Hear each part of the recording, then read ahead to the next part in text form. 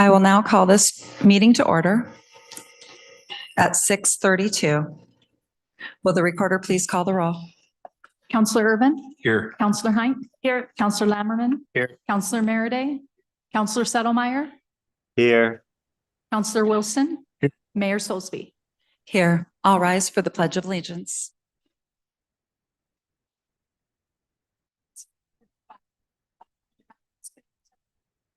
And each stands one nation under God, indivisible, with liberty and justice for all.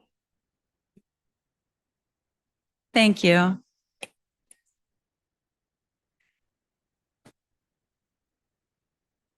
Items to be added to the agenda? There are none. Special presentations. Item A, Cleveland Property Update. Public Works Director, Mr. Stewart. Thank you, Mayor, and good evening, Council. So this presentation is to just update the City Council on the status of city properties that are sold or either up for sale. I'll start with the Cleveland Street property. On September 21st, 2023, the city purchased the Cleveland property from Dina McCoy for $2.9 million. And in the first year, 4 acres of that property was sold to Hemlock Springs for $560,000. We currently have a signed purchase and sale agreement with Hayden Homes for $1,292,000. And this offer is a 4-phase offer. The first phase, which is projected to be 26 lots, their first payment will be $320,000. And we expect that to be in October of 2026. Once they are able to record their final plat, then they'll be obligated to make the payment. And we're currently in review of that plat. So things are moving along fairly well, and we expect to meet that timeline. And then a year later, no more than a year later, they're expected to pay for phase 2, which is essentially another $320,000. And then a year later, phase 3 would roll in another 36 lots, another $320,000. And the final phase 4 is estimated at 35 lots, and the final payment would be around $332,500 for that grand total of $1.292 million. We also currently have approximately 5 acres of property that hasn't been divided into a formal lot yet. We're in the last stages of doing a lot line adjustment, which will finalize Hayden's phase 4 and create this additional approximately 5-acre lot. And at this time, the City Council has dedicated that 5 acres to be dedicated to low income or affordable housing. So once that lot is completed, we'll come back to the City Council to get your guidance on direction for seeking proposals for that parcel. And that consists of the 35 acres that's on the east side of the Coast Fork. On the west side of the Coast Fork River, there's 26 acres that is zone industrial land. And we have been currently working with legal counsel on a purchase sale agreement with a developer that at the present time looks like if all goes well, we'll bring that purchase sale agreement to City Council, the first meeting in July 13th. And that purchase sale agreement is right now being drafted for $3,442,000. And so once we get that in place and we get all the parcels sold, we should experience some resources above. The current debt on the Cleveland property is $2,559,554. So the sooner we can get these lots sold, sooner we get the cash in, the less interest we'll be paying on those payments. Any questions on the Cleveland property and the status of those lots? Any questions? Councilor Urban. Thank you. There was the initial purchase amount. Can you quantify the additional investment or what we expect to have as all-in costs from the city Not counting that 5 acres. I'd have, Mayor, Council Irwin, I'd have to get back to you. This is part of that. We received $3 million for infrastructure installation into that. I'd have to get the number of what the city has actually physically paid for the upgrading of the street, because street was not, upgrades were not allowable for through the state funds, and we used SDC street funds to pay for that. I can bring that number back to you. I don't want to tell you what a number is off the top of my head. That's all right. Anyone else? Yeah. So next, I listed the Cottage Grove Industrial Park properties. This is the industrial park south of town along Highway 99. Currently, there are 2 lots that are for sale. We have lot 1400 at 6.45 acres, and it's currently listed with Campbell Commercial for $940,000. And then lot 16 is a 3.5 acres, which is approximately 2.36 acres are developable, and it's listed for sale for $359,806. We did have lot 600 listed for sale. That's the teardrop 1.17 acres that I shared with City Council at the last meeting. I'm building a self-serve RV dump and portable fill station, and we expect that parcel to be bought by the utility funds, which will reduce the amount of debt currently owed. And so presently in the industrial park, the debt owed on those parcels is $718,101. It's broke down even further. $562,238 is the larger parcels, the 3.5 and the 6.5 acre parcels. And the remainder is a $155,863 USDA loan that was for the original construction of that industrial park. And that is the resources that we will apply from the utility reserves to purchase that final parcel. Any questions on the industrial park? Irvin? Thank you, Mayor. Were the industrial park loans ones that could not be paid off early? Were they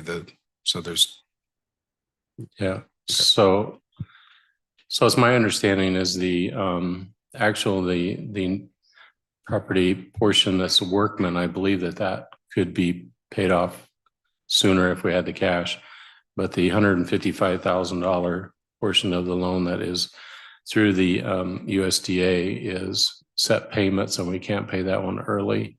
So the resources that we would sell from parcel 600 would go into a fund that would service that debt until it was paid for.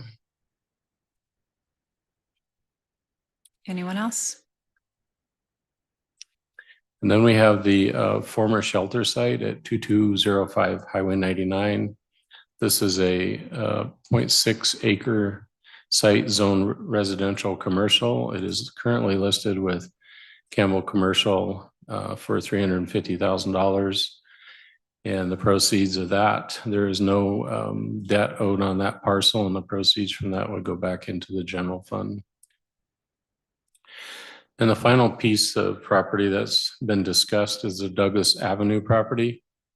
This is a parcel that is adjacent to the Public Works property and currently has been used by Public Works for storage, or is currently being used for storage for Public Works items. The BMD committee has a storage unit on it, and then it's also acted as the impound yard whenever the police department has to impound an RV. That's where we store them until they're released for demolition through the DMV. Presently, there's no staff is not recommending selling this parcel as it's being used right now for city purposes. Questions? Okay, thank you. Thank you, Mr. Stewart. Item B, Third quarter budget update. Interim Finance Director, Eric Kaitola.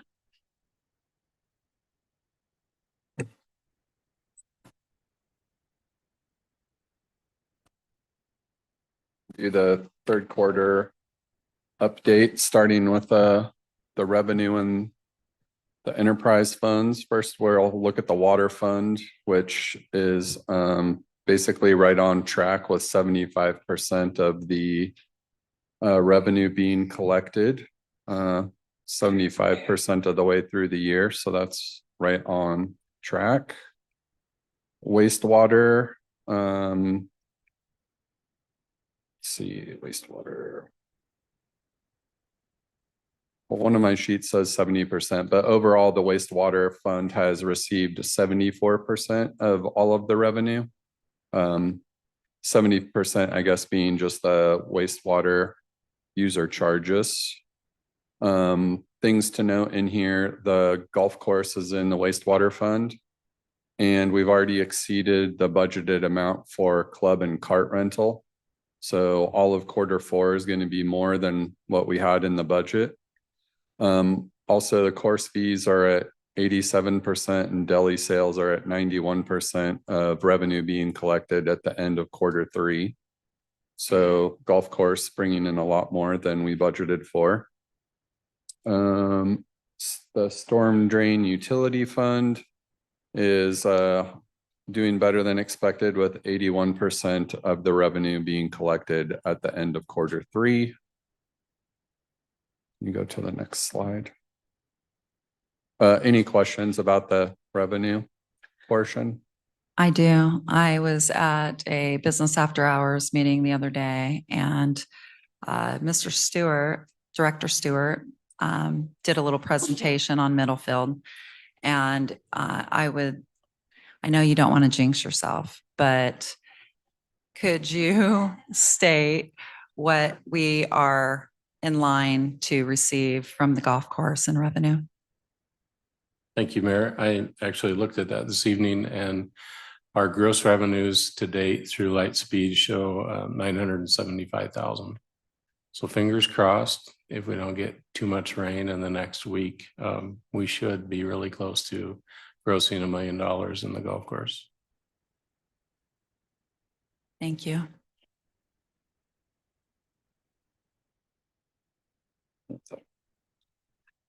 All right, so now we're going to look at the expenditures just in the general fund. Big picture wise, 75% of the year has gone past, and we've only spent about 60% of the expenditures so far. We have this little bar chart showing all of the departments in the general fund, with only 2 of them going over 75%. Community promotions is at 76%, so it's on track. And then broadband services is way over already at 137%. I'm not exactly clear on the details of why the broadband services are more, but I know from the supplemental budget, it says there was some migration to some applications that took longer than expected. So I don't have the details on that, but that's what I know about the expenditures there. Mr. Sauerwein. Well, good evening, Your Honor, and members of the City Council. Essentially, what happened was in the previous fiscal year, we had budgeted for a transition from using Google to using Microsoft Office. And we did not complete that transition by the beginning of this fiscal year. So some of those expenses got brought over into this fiscal year. Any of you that have ever been through a major software transition know that it usually takes longer than what you think it's going to.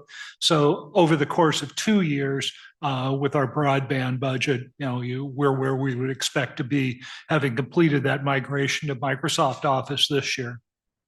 Also, as we discussed during the budget process, we are essentially ending our broadband fund because we're no longer offering broadband services, and we've changed it to calling it IT. And the main change that we've tried to make is to bring all of the IT expenses from all general fund departments under one roof so that we can track them. So whether it's a software issue in the police department or community development, we want to be able to get a handle on how many PCs we're buying and where they're going. And so we're trying to track all of that through now our IT line, our IT budget. Thank you. Any questions on the general fund expenditure? Counselor Merida. Thank you, Mayor. Finance Director. So with the 60% is this kind of a result of departments being more aware of spending and making certain that they're restricting whatever expenses they can due to the budget, or? Yes, absolutely. This is all coming from the gap review that we caught early. The issue with the beginning fund balance in the general fund, it was all communicated clearly. And since we caught it early, it gave people time to change their spending for their departments. So. Good. And then are there any big expenses toward the end of the fiscal year that we anticipate might eat into that savings?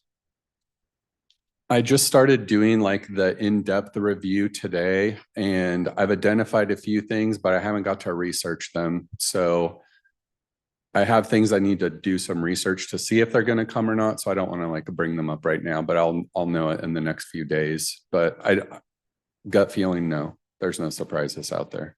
Great. Thank you. Yeah. Anyone else? Is that what's next? Oh, let's do it. So yeah, we're going to talk about the gap. Want to go to the first slide. This is the gap that happened with the budget. We're looking at operating resources and operating expenditures just in the general fund. So on the operating resources part, things that I left out were the beginning fund balance number. So the operating resources are just the revenues we expect to come in through the year. The operating expenditures, it's the same idea. We're not counting the contingency or the ending fund balance. So I'm not doing all those calculations right here because they were all in a previous presentation, but that's what it is. So the gap after the budget was $1.7 million, which means the general fund was bringing in 1.7 million or spending $1.7 million more than it was bringing in operations. So if you'll scroll to the next one. So then when we had the beginning fund balance issue, and I copied the general fund's budget, I updated the beginning fund balance numbers. I worked with the city manager and directors, and we started figuring out how to deal with the situation. And we estimated then, which was in December, that we were going to be able to close $900,000 of the gap. So the gap would have been $828,000 basically. So today, June 22nd, I ran the actual data out of the accounting software. Will you go to the next one? And today, right now, we've received $8,681,000 in resources revenue, and we've spent $9.2 million. So right now the gap is $588,000. Today we've closed $1.1 million of the $1.7 million gap. There's still things that are going to happen by the end of the year. There are revenue streams that may come in after July 1st that we have to push back. And there's also 2 payrolls to go. So there's going to be some more resources and expenditures. I don't know how that will all wash out, but this is where we're at today, which is pretty awesome.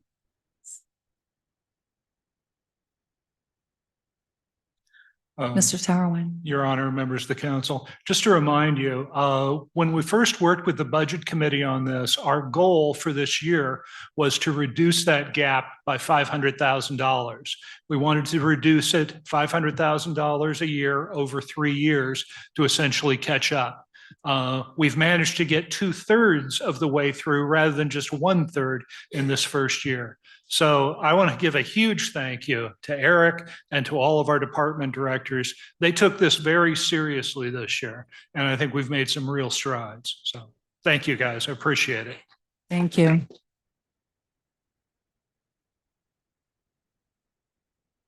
Counselor Sotomayor.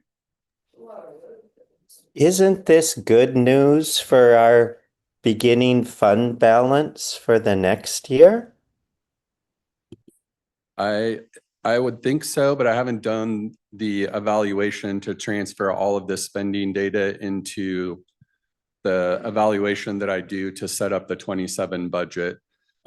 Today, I just did the general funds work, and I was working on the enterprise funds just before I came into this meeting. So I've got to get through all of the funds. Plus, we have this supplemental budget. So there's a lot of elements that are going to flow into those beginning fund balance numbers, but this is an important thing that I'll be working on to come up with where we're at with that as soon as I can. Thank you.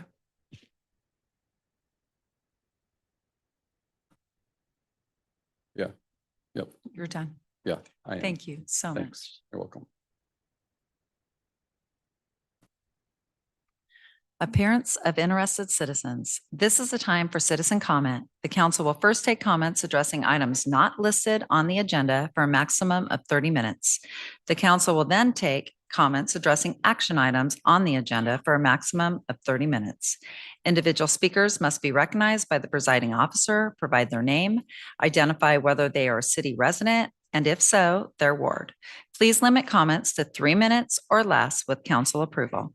Comments regarding any matter scheduled for a public hearing may be provided only during that hearing.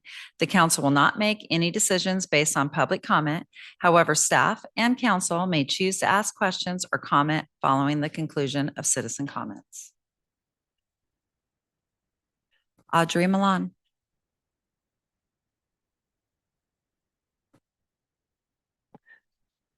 Hi, you guys. Again, Audrey Malin, resident of Ward 3, speaking in support of adequate funding for our public library. And I received word today that the head librarian has resigned, effective the end of this fiscal year, June 30th. And while we're sorry to see her go and appreciate the good work she did for us, including building the children's library, getting us through COVID, and doing a fabulous history on our library. This seems to be that it will enable possibly the library to keep 3 of the remaining trained staff and ensure 2 staff members are in the library during operational hours. As the library transitions to the severe over 50% budget cut, additional funding for a part-time volunteer coordinator to help establish a vigorous volunteer program, which currently the library does not have, will strengthen library services and help position the library in a stronger fiscal place by this time next year. The council has been shown the strong public support for the library by the many public comments during the over 10 council and budget committee meetings, enthusiastic support of over 300 people during the town hall, stacks of comments sent to individual council members, many local news reports, and now almost 1,200 signatures on our petition to support adequate funding for our library. The citizens of Cottage Grove are paying attention to the decisions you make tonight. Whether you personally use the library or not, you are the stewards of this public institution, one that our community worked long and hard and we're so proud to achieve. Let's not go backward.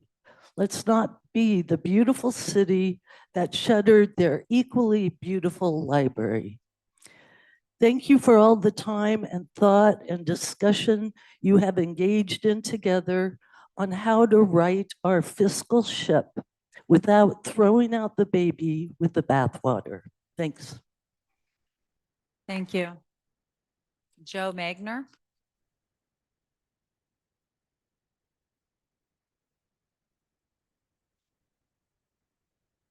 Well, hello, okay. My name is Joe Magner. I live in the Cottage Grove Hotel in Ward 3, I believe. And I do a regular morning walk, exercise walk. And I believe it was Thursday morning, I was walking near Opal's corner, the center, whatever, and someone was de-weeding and taking weeds out and really working hard on it. And I finally got up and talked to him, and he said that he was out there because no one was taking care of it and it was getting kind of messy. And so he put in all day. So he had to work from probably about 9 o'clock to past 5:30 when I came back and checked. Danny Soulsby, who did it. It was his own personal job. There were a couple people from the city that came out later, I think with some hoses and some other thing. And he was there the next day with a weed blower blowing around stuff. And, just want to compliment him publicly for the amount of effort and the work that he personally chose to do, which is something good for the city. Thank you. Thank you. Dale Gangle.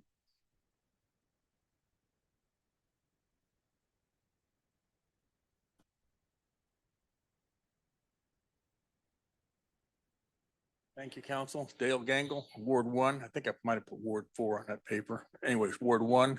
I'd like to start out by thinking, you got property we're selling, but really for low income, the biggest draw in our emergency services, our police department, our fire, our medical, everything, biggest draw, low income. I mean, we're not getting enough tax money now. But, given that selling property for low income housing just don't cut it with me. But the main reason I'm up here is you keep giving benefits to all kinds of people, like homeless people, the FX bike group out here, all these other people get benefits, but you never seem to want to help the seniors. Our senior citizens are hurting. People are losing their homes in this town. And you're going to raise our water bills now. I mean, think about this just a little bit. These people worked all their lives and they're on fixed incomes. Many of us are disabled. Start thinking about the people that really need help that have built this town. Don't throw them in the gutter. I'm asking you, please think about the seniors a little bit. Please. Thank you. Thank you.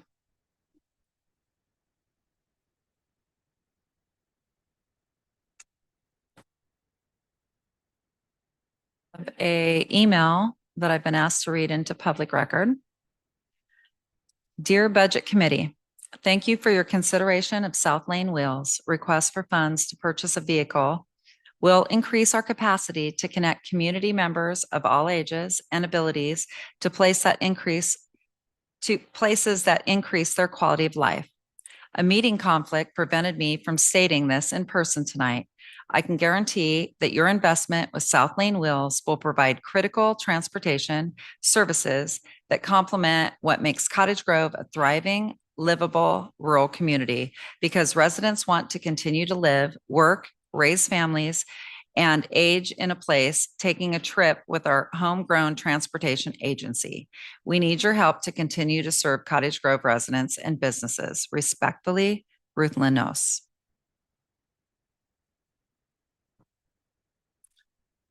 Deirdre Simpson Rhodes. Not here. Jennifer Hanke or Hank. Oh. Lokiko Hall.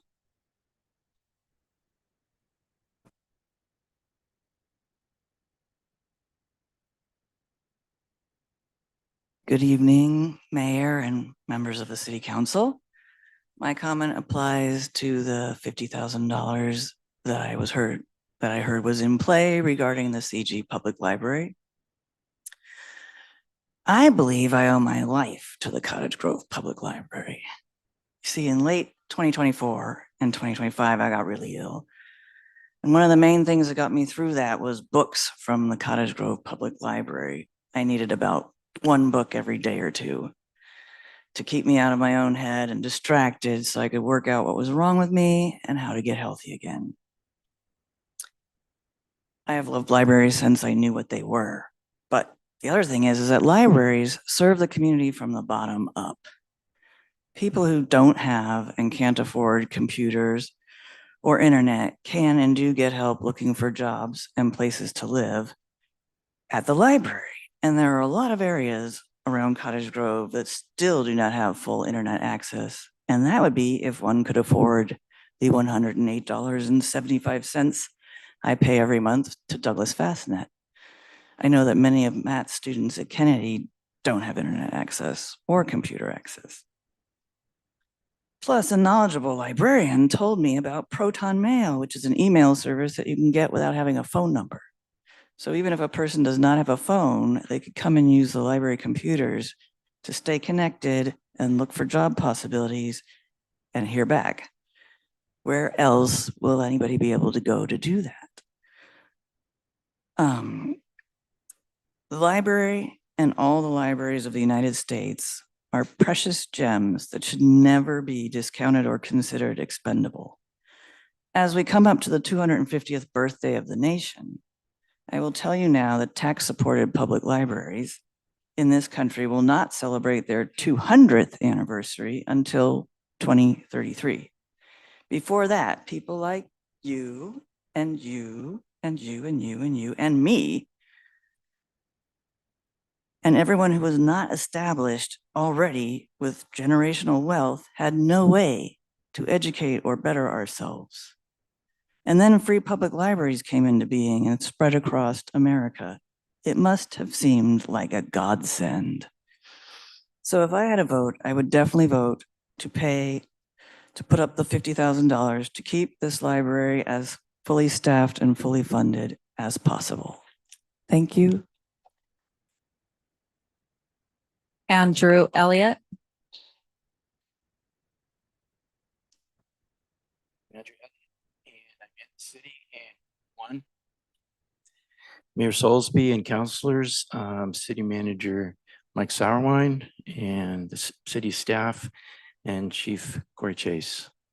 Thank you for the work you do to serve your fellow citizens, especially during these last few months and the difficult budget decisions you're making. Having attended all the budgetary discussions this year, there is one point which seems to have unanimous support, and that is for the library to begin to have volunteers.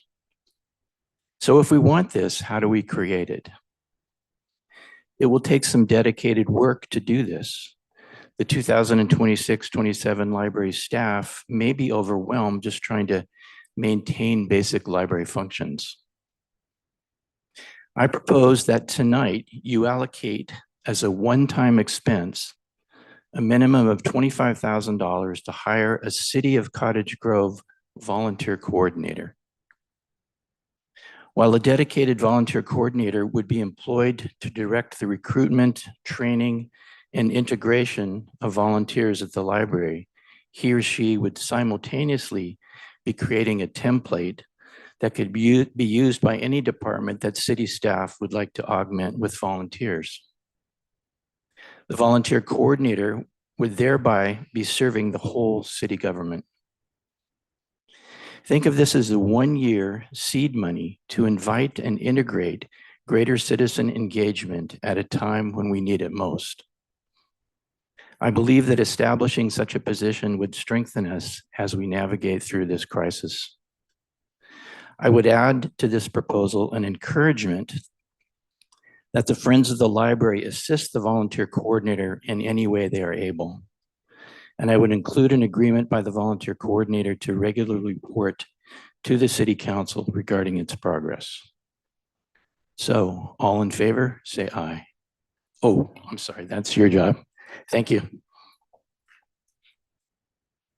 Thank you. Bruce Kausch.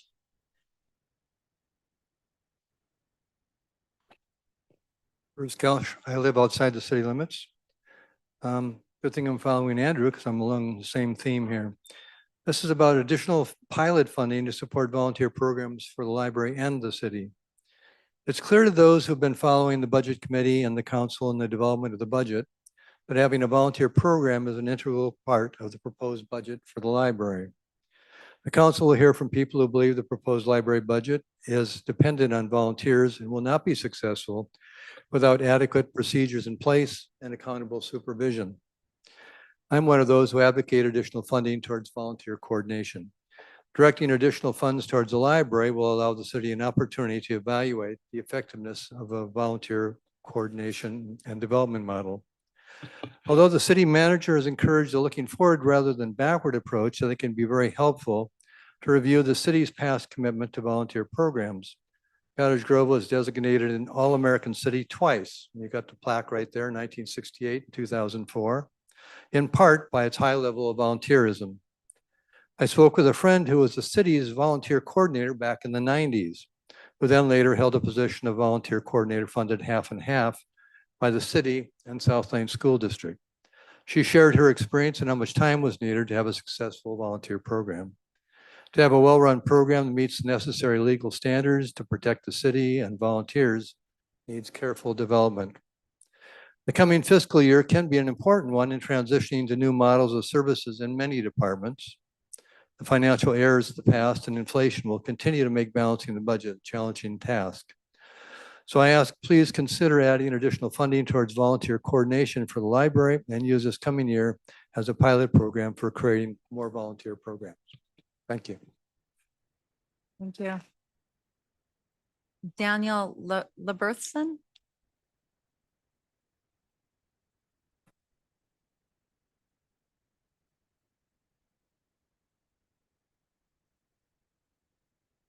Councilors and everyone, I'm from Ward 3 in the city. I don't want to repeat everything that previous speakers in favor of the library have already said, but I would certainly favor some funds for volunteer coordination since given the situation with the drastic reduction in staff by more than 50%, someone is going to have to train people to do the job that was formerly paid, but now will not be. I think many people have said over and over again, the number of signatures on petitions, the vocal support for the library and all of its functions behooves us to try to make the most we can of the library in this rather bad situation financially. I was heartened to hear that the situation seems to be improving. So there may be hope to restore some of the paid positions, some of the functions that we're unfortunately losing this year. That's basically all I want to say. Thank you. Thank you. Katrina Purdy.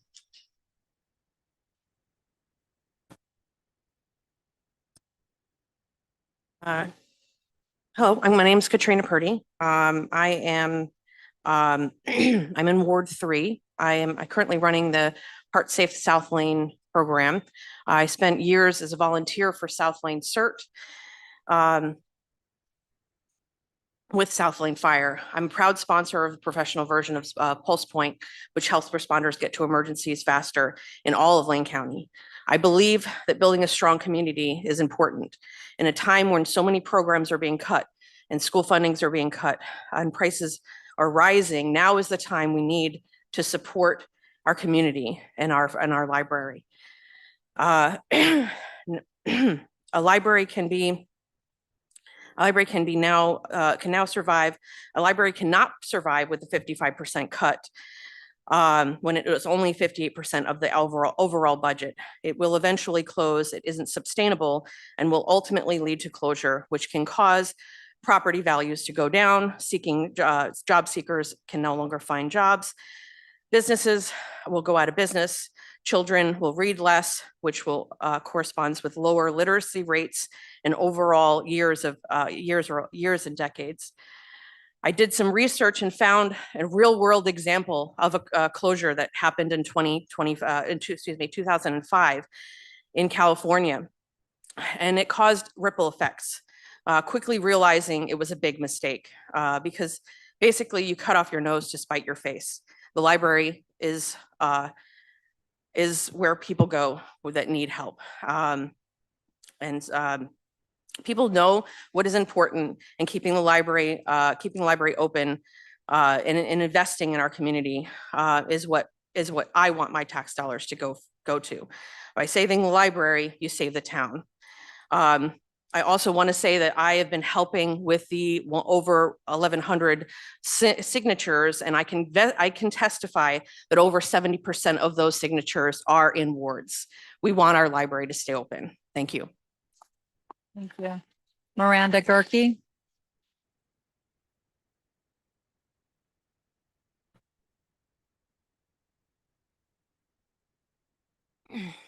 Hello, I'm Miranda Gerke and I live in Ward 4. I know you are tired of hearing from us at every city council meeting. I can't speak for everyone here, but frankly, I know I am tired of us having to ask you to care about our library. Nobody wants to spend months attending meetings, writing letters, speaking during public comment, gathering nearly 1,200 signatures, contacting the media, and pleading for a public resource that our community has already made clear it values. But here we are, because the library still needs your support. We are not asking you to undo the entire budget.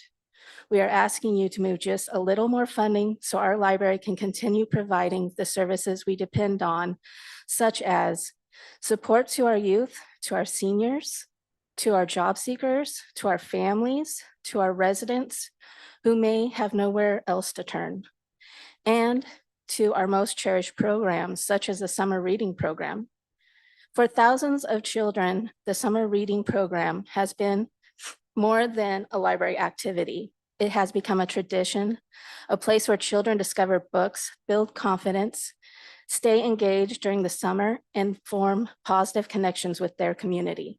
We should not allow that tradition to be put at risk because we are unwilling to find a relatively small amount of additional funding. Tonight, before you approve this final budget, I'm asking you to make one little change. Find the additional funding needed to keep our library functioning at a level our community deserves. We do not want to keep returning to this room to ask you to make an amendment to the budget when it can still be fixed tonight. Just know the people of Cottage Grove are paying attention to your decision at this meeting. We will remember whether our voices were heard, whether our library was treated as a priority, and whether our elected officials chose to act when there was still time. Please do the right thing for our community, find the funding, save our library. Thank you. That's all. Ryan Thomas.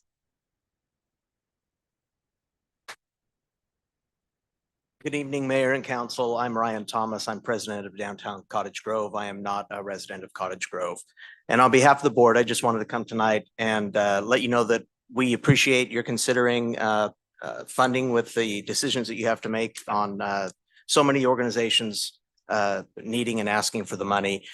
I believe that a good, strong Main Street organization in Cottage Grove is needed with our 501c3 status and access to Main Street grants and Main Street programs and education.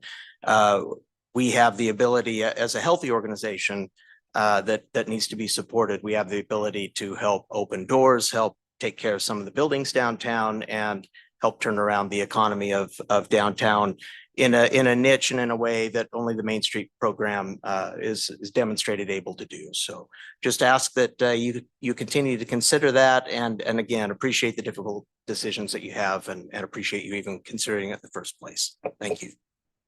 Thank you.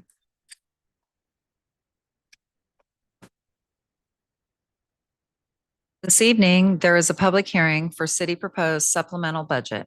These proceedings, oh, I'm sorry, Councilor Merryday. No, that was the end of the comments. I just want to address the council and to say, check your city email. There is a document came to me through the genealogy department, a city brochure. It was undated, but judging from the city logo, I would put it in the 70s, and it was all about volunteering in Cottage Grove. It's an interesting read to see what our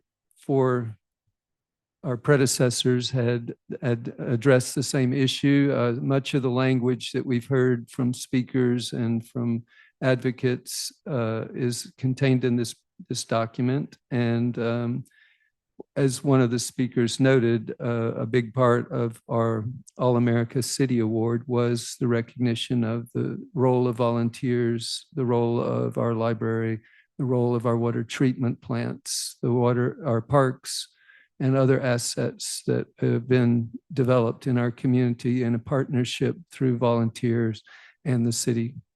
So check your emails. I did get it. Thank you. Counselor Lammerman. Madam Mayor, Council. I just wanted to touch on a couple of things that was commented on. Did we receive a full copy of the petition that was signed for the library? Does anybody know? I don't recall us receiving one. Ms. Roberts. Thank you, Mayor. Counselor Lammerman. We received one of the early versions that I don't remember the exact quantity, maybe somewhere around 300 signatures.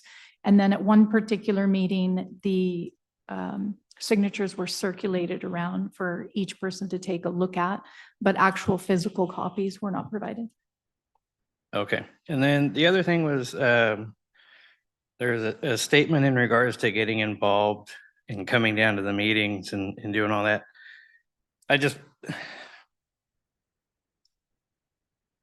To me, it's sad when it takes something possibly getting closed for people to finally get involved.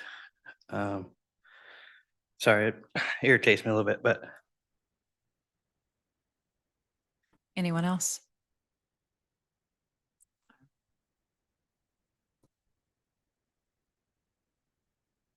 This evening, there is a public hearing for city proposed supplemental budget. These proceedings are being recorded. I will now open this public hearing at 7:18 p.m. This public hearing will be held for the purpose of taking comments on a city proposed supplemental budget. We will now have the staff report from the interim finance director, Eric Kaitola.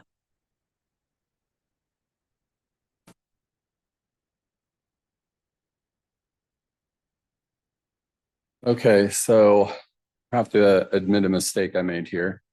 Part of the budget process after the budget adoption, when you do a supplemental budget, if you change the expenditures by more than 10%, you have to do a public hearing, allow people to say something.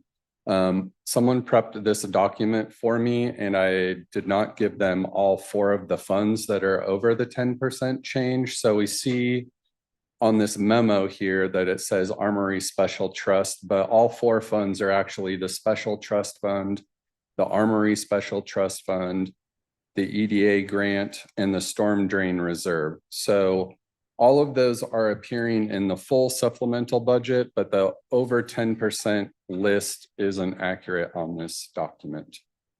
So that's where we're at. Let's see. If we want to go to the supplemental budget document itself, you want to, yeah, can you pull it up? Okay, I'll just start going through it. So the special trust fund, materials and services was at 7,250. We're increasing it by 15,350 for a total of 22,600. Sorry, if you have this document, it's page 4. Sorry. So the special trust fund is where funds go in and are held until they can be used for a specific purpose. In the special trust fund, one of those accounts is for the Eugene Symphony.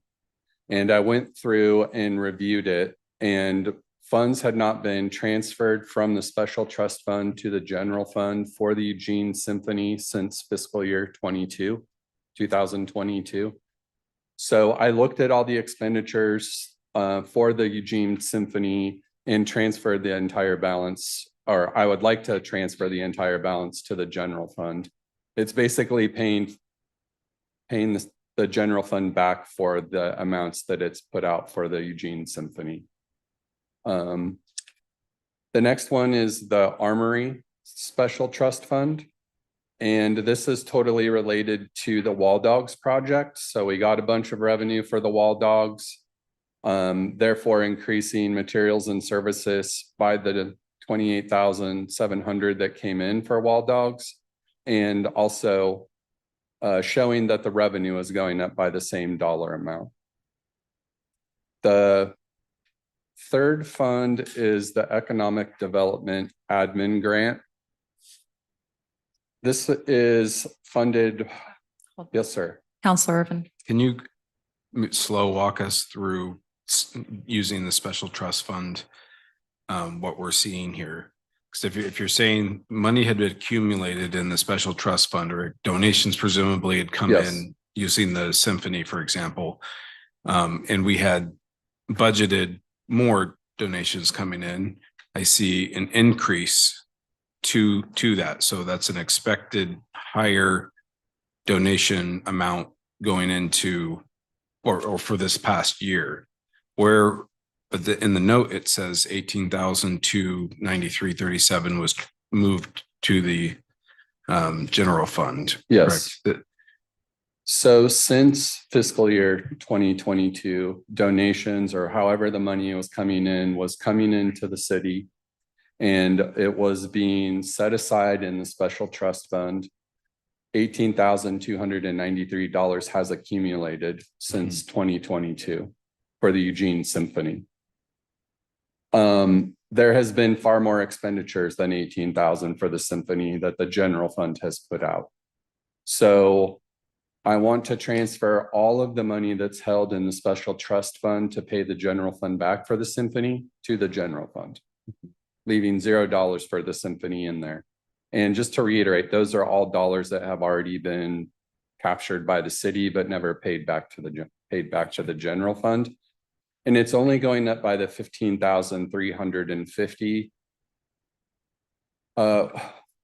When the council adopts the budget, there's this, the resolution that you adopt the budget by is for spending only. And in the special trust fund, it's just a materials and services line. So we had budgeted only 7,250 being spent this year, and there's been less than that spent.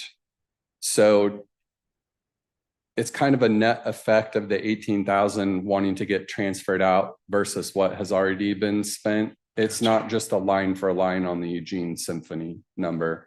If I have to build this document off of what the resolution says when the budget is adopted. So I couldn't put like Eugene Symphony in here showing $18,293 and then transferring it out.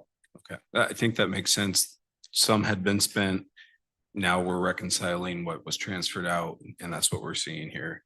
Yes. And that answers a question we've had for years, which is about how much. So we've been spending on average $19,000 a year out of the general fund for symphony.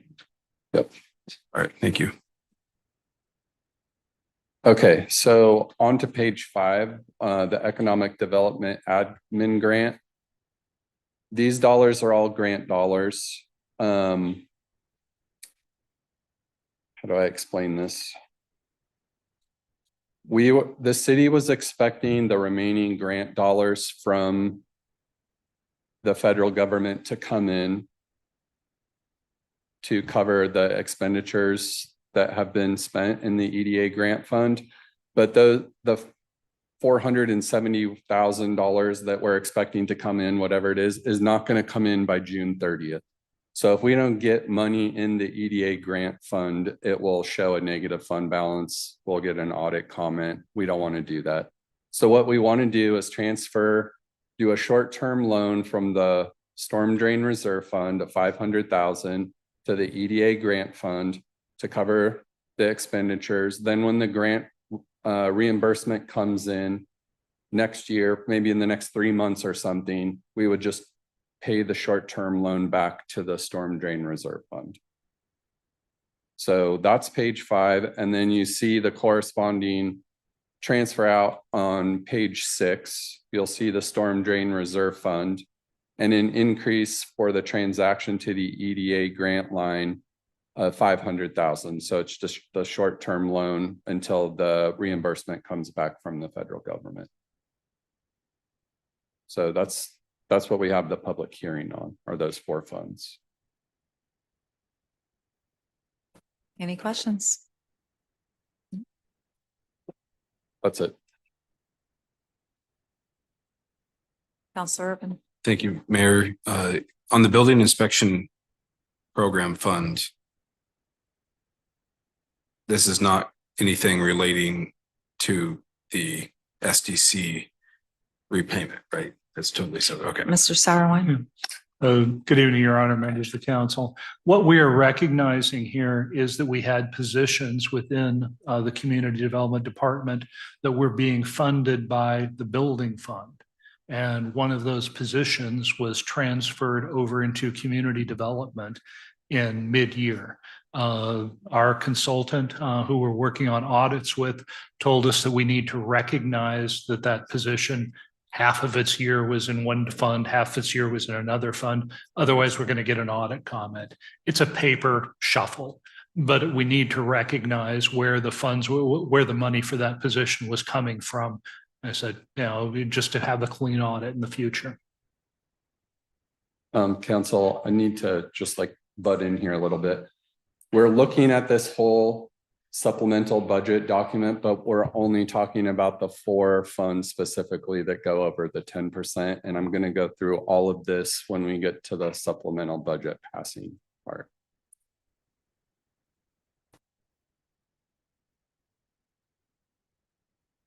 We will now take public testimony. For all persons testifying, please state your name and address for the record. Do we have anyone here that would like to testify? Okay. I see none. Are there any questions from the council? I now will close the public hearing at 7:28 p.m.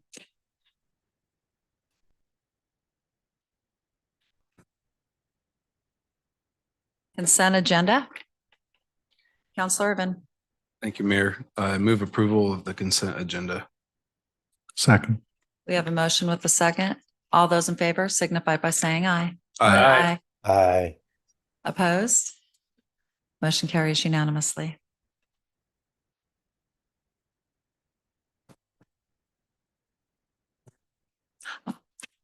Counselor Merryday. Thank you, Mayor. As we move into the next portion and discussing budget items, I would like to maybe before we enter each item, have a general discussion about how we are going to approach the budget. We've heard many requests for support of the library, and I would certainly like to propose that we do offer some support for the library. Up until now, we've given some token amounts that we've cobbled from other funds. We've kind of cannibalized the materials and services, but we haven't really clarified that there's enough there to support a functioning staff to operate the library going forward. It kind of feels like the cake was baked before we got there, and nothing has caused the needle to move. I'm thinking that if we just could get $50,000 to the library to provide that seed money cushion and give the city manager the tools to operate, and when it's time to restructure the department, the funds don't have to be spent, but having them there is a cushion that would allow more flexibility. So I'm hoping that we can discuss this before we rush to approve the budget as printed. So. Anyone else? Counselor Lammerman. Madam Mayor, Council, I'd like to have the city manager let us know what he was able to come up with the adjustments from the budget committee, what that looks like FTE wise in regards to the library, before we look at allocating even more revenue to it. Let's give the city manager a chance to see what he came up with. City Manager Sauerwein. Well, good evening, Your Honor, and members of the council. First and foremost, we do not discuss personnel issues in public, and I will endeavor to avoid doing that. What I will say is that we currently have about $200,000 in the personnel budget for the library. That would fund 2 full-time positions and 1.7 position. So it'd be at 2.7 FTE total for the library line item now? I want to be clear, I'm not discussing personnel issues. I am saying that's what $200,000 would potentially fund.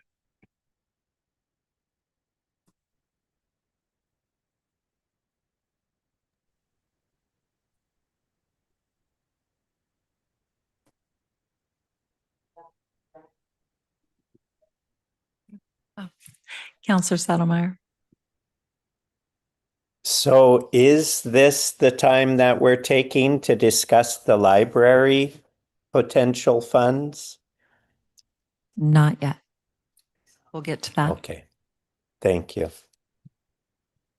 Okay. Item A, resolutions concerning state shared revenues. City Manager, Mr. Sauerwein. Well, good evening, Your Honor, members of the council. I think as we've previously discussed, state law requires us to adopt a separate budget for a state shared revenue as opposed to gas taxes, fees we receive from alcohol taxes or marijuana taxes or cigarette taxes. And so this is the resolution to do that. It's about $135,000.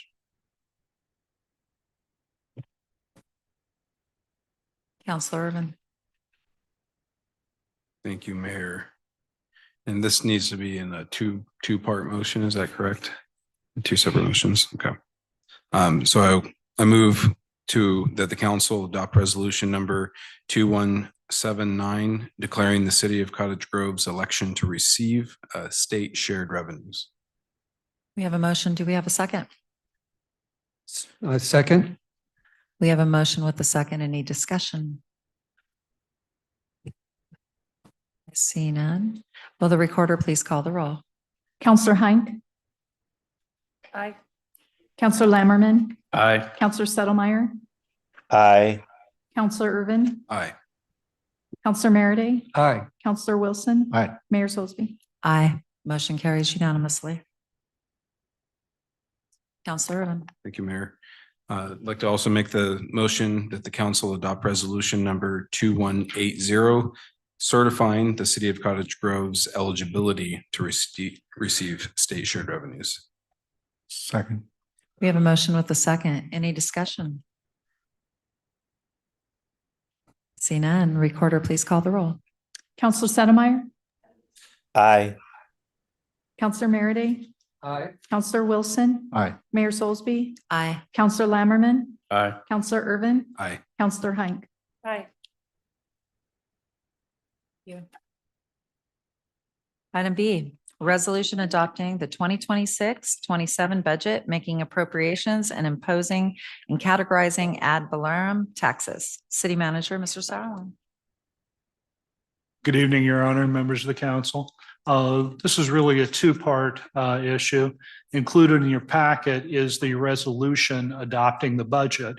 But prior to that, we need to have a discussion about the community promotions budget.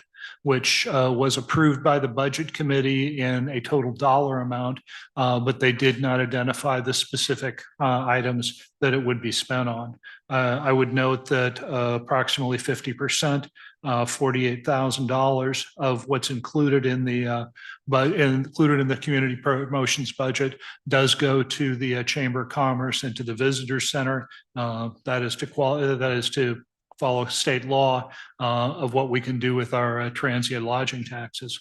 But I think it'd be best for us to entertain some ideas and discussion of how we would spend the remainder of the community promotions budget.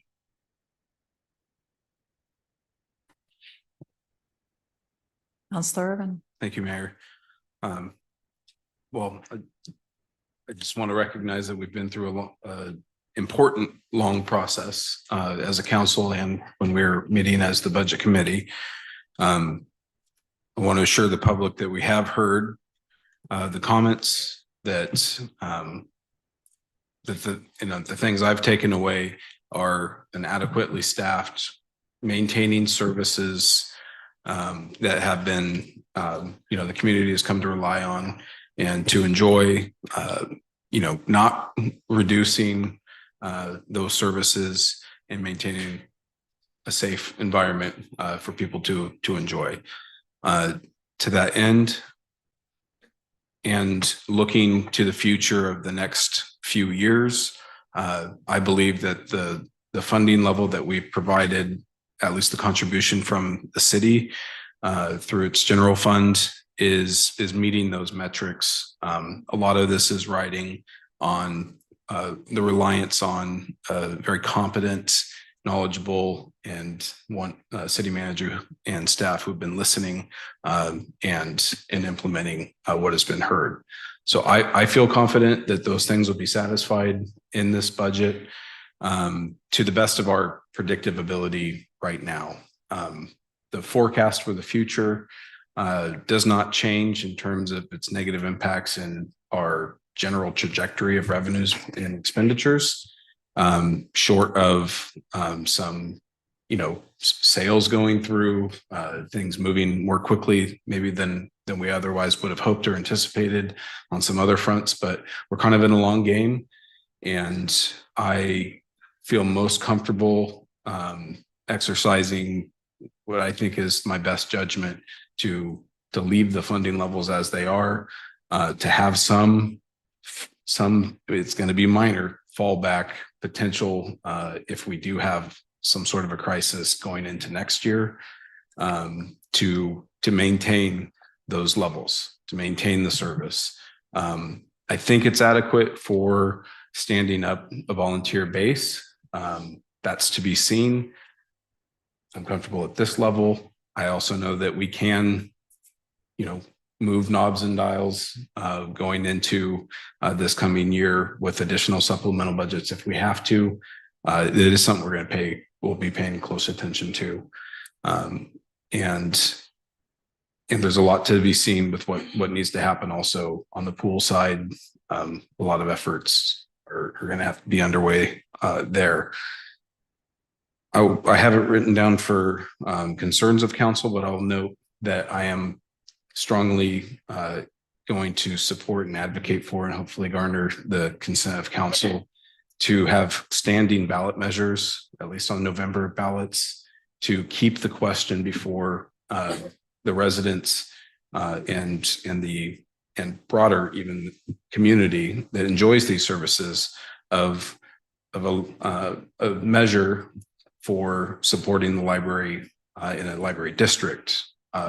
Same thing with the rec district, including pool, public safety, all the things, road measures, all the things that we've talked about that we want, but we cannot sustain with a narrow scope, basically, of our city budget.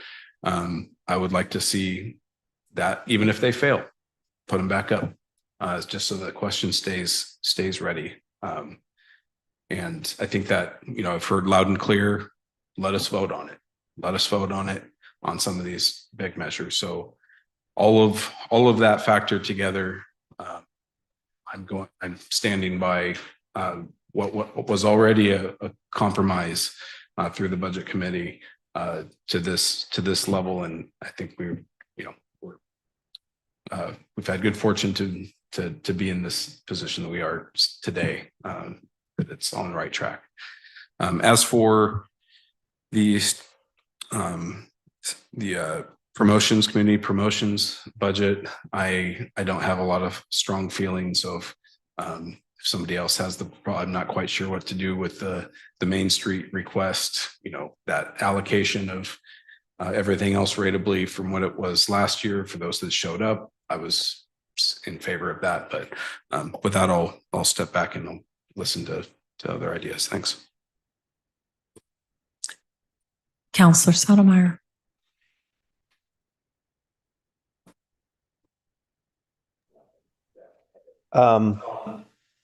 City Manager Sourwine, you let me know that you wouldn't mind talking about the perhaps issue or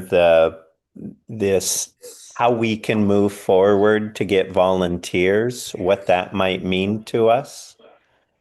That might be of importance as we look at these issues, please. Well, good evening, Your Honor, members of the council. As we've previously discussed, city staff has heard loud and clear from the council and from the public that you really want to create a culture of volunteerism, which I wholeheartedly address and wholeheartedly support. I think that's really a good direction for the city to go. We're starting with the library, but we'd also like to expand it throughout the community. We have another meeting coming up in July to talk about community-wide cleanup. That's really going to be a great volunteer opportunity for people throughout the community to participate in community-wide cleanup activities. So going forward, as I said, we've definitely heard the direction and we'll be really accenting volunteerism and creating volunteer opportunities as we move into this next fiscal year. Counselor Merriday. Thank you, Mayor. I did a little fiddling with the community promotion figures. I had gone back to the idea of percentages that were granted in the past and worked them out for the 2025-26 year. It was a little bit complicated because South Lane Wheels wasn't part of that group. And when you went back to the previous year when they were, they only requested 5,000. So the percentage idea didn't really work out very well. I did just simply add them up, and the total request is $46,000 requested, excluding the downtown Cottage Grove. The secret is you have to look at the Eugene Symphony. The contribution for the city would be 5,000, and the additional 20,000 would be raised through a challenge grant by the Woodards and donations. So if you take the 5,000 and the other requests, that comes to 46,000, leaving with the chamber that comes to a grand total of 94,000. And if we have 98,000 available, that leaves 4,000 available that could go to downtown Cottage Grove. If you wish to eliminate a group that did not show up, you could make that 5,000. It goes to Cottage Grove downtown. So that's one idea.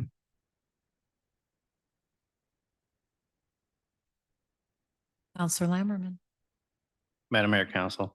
My idea was simply give pretty much everyone what they're asking for minus downtown Cottage Grove, Family Relief Nursery, South Valley's Farmers Market, and Spring Creek Educational Center, and then move the $5,000 from the community promotions portion of the Eugene Symphony to make that in their fundraise section. So that would take that from 10,000 to 15,000.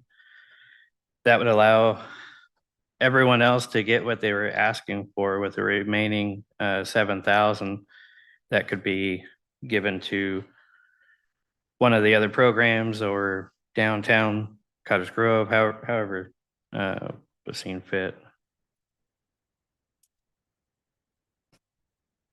The reason I say no to a couple of those is Family Relief Nursery said they didn't need the money. South Valley Farmers Market, in my opinion, is a for-profit organization.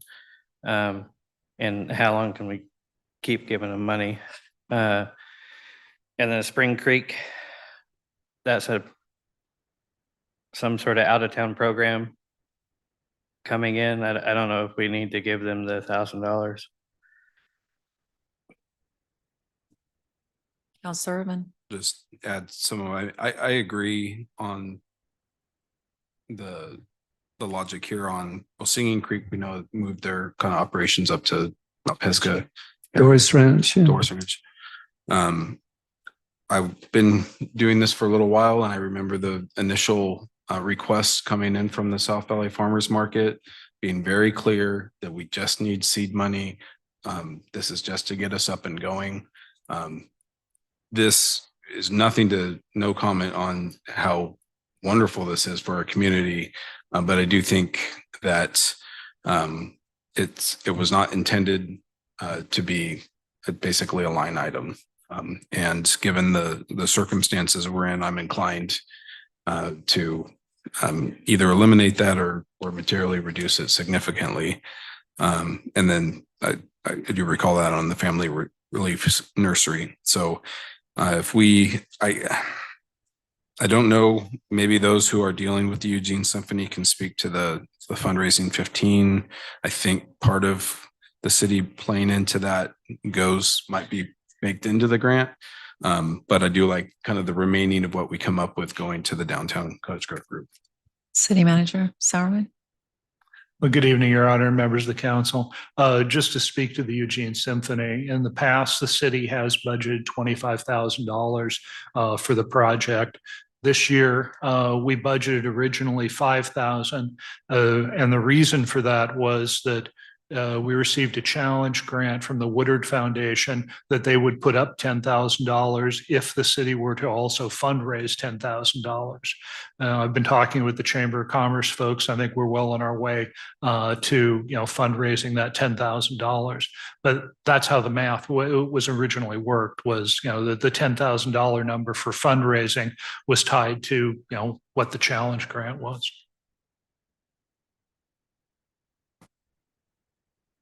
Counselor Wilson. Yeah, just looking at the different programs that and the various needs that have been expressed. I had 10,000 to the Spirit of Bohemia Mining Days, 3,000 to Community Sharing, which is what they asked for. 10,000 to South Lane Wheels, 10 to the Rural Tourism, and 5 to the Symphony, and 12 to downtown, which comes up with the 50.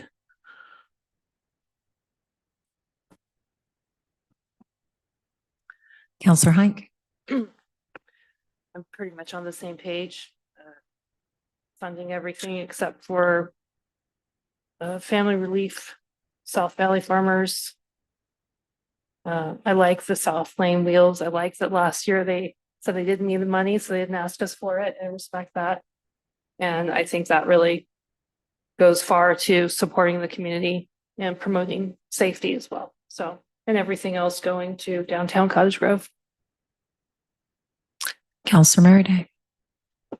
Thank you, Mayor. I do just want to point out that some of the organizations, such as Family Relief Nursery, while they don't consider the $2,000 a very large portion of their grant, of their operating budget, they do use the city support to leverage to increase grant writing. And I think that's primarily the reason they ask. So even if you give them a token amount, that doesn't help with their fundraising. So I know their rationale for asking for money. Counselor Urban. I could favor transferring 10 or 1,000 from South Lane Wheels over to Family Relief. Or something of the like, or one of the other ones. I don't know what a token requirement, minimum threshold token requirement is, but Counselor Wilson. Being familiar with how much buses cost to operate, they need that 10,000. They need more than that, but they're being generous and only asking for 10. I could see my, original request of 12 to downtown to go to 10 and give Family Relief there too. For if they're using it for grant writing, it's a small request. It's not a huge request at 2,000. So to go to 10 at the downtown and go back to 2, but leaves South Lane Wheels alone at the 10,000. Counselor Sotomayor. I think it's really nice how competent and what a wonderful resource we have as a Chamber of Commerce. And we agreed to spend a huge chunk of our entire general fund budget to create an urban renewal agency, which is going to, its first job, as I understand it, is to hire someone who is going to try and funnel funds and make our downtown thriving, and not just downtown. I realize we do have some other portions involved with that. Is it fair to ask staff if they could weigh in on what their understanding is? Because I don't understand what downtown Cottage Grove is going to be able to do that those two efforts aren't really doing a great job on. And when we're trying to look at something that will promote Cottage Grove, I'd like to put the library in here and have us kind of weigh, what promotes Cottage Grove? What is going to be a positive for more of the citizens of Cottage Grove? Another effort to help downtown, I'll just be quiet and ask if staff could weigh in. Am I missing something about a missing key here that they see downtown Cottage Grove helping us with? It's my understanding, correct me if I'm wrong, that this is TLT money that needs to be spent promoting tourism. And there are metrics for tourism. And so I do not believe the library would qualify for these funds.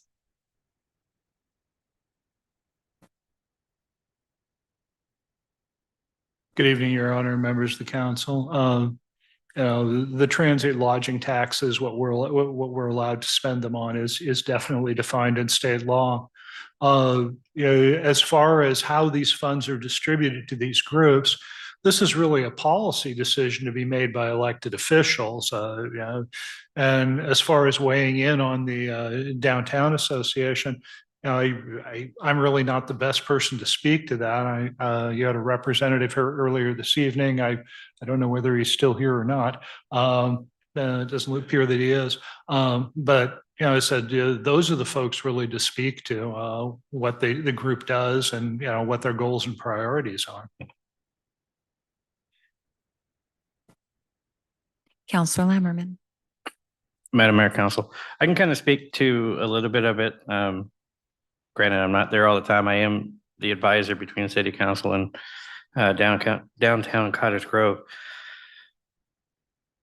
The main difference between downtown Cottage Grove and like the Chamber of Commerce, the Chamber focuses business specific. Downtown Cottage Grove looks at the entire zone in a whole and how it can benefit everyone. Don't get me wrong, Chamber does kind of the same thing. But it is kind of a weird thing with the urban renewal district in downtown Cottage Grove, how that's going to kind of work out. I'm waiting to see how that's all going to work. But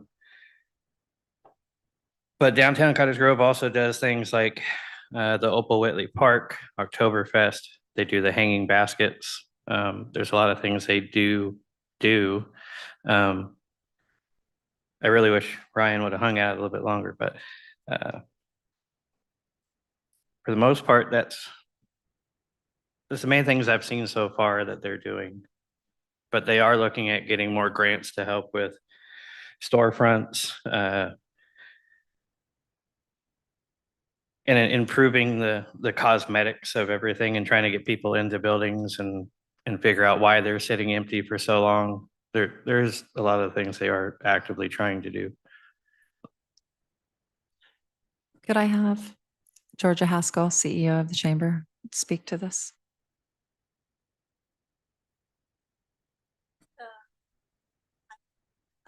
Downtown Cottage Grove is different than the Chamber. We all know that, right? Downtown Cottage Grove is our Main Street organization, and they give us access to grants we otherwise would not get. They're vitally important to the economic development and how we thrive as a community. So without them, we wouldn't have the Diamond in the Rough grants. We wouldn't have all these things that we take advantage of, right? The hanging baskets, beautification of downtown. So, and they're asking for this money for an employee. Is that what I'm?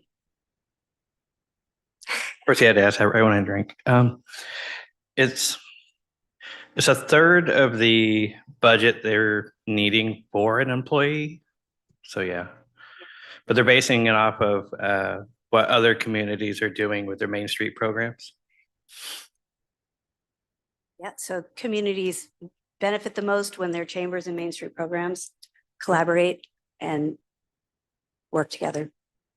Councilor Urban. Thank you, Mayor. To clarify, the Main Street program is a federally established program, correct? It's It a is, yeah. pipeline. So we have an urban renewal district, which is a state, it's defined, it's allowed to be created under state law. Main Street is a federal program, and so they access different funds, but they do work in coordination. I remember hearing a number of reports on the Lane Economic Committee in the Cascades West Economic Development District, where the Main Street programs were vital channels to bring in that kind of another approach to the upspin of economic development in an area. Yeah, absolutely. So the chamber does tourism, economic development, and membership management. And everything we do plays into that. And downtown Cottage Grove, or our Main Street organization, focuses on the downtown, which is important. And so, we have all the vacant buildings, and we did the retail market study 3 years ago. And the number one thing they said was that a gap here was our vacant buildings. So it would be great if we had somebody either in economic development at the city that worked with downtown Cottage Grove, or that could help us with that. And so I think that's what this is about. Thank you, Georgia, for that clarification. Councilor Lammerman. And I just want to mention that the downtown Cottage Grove did just recently get acknowledged by the federal Main Street program. So they are together with them now.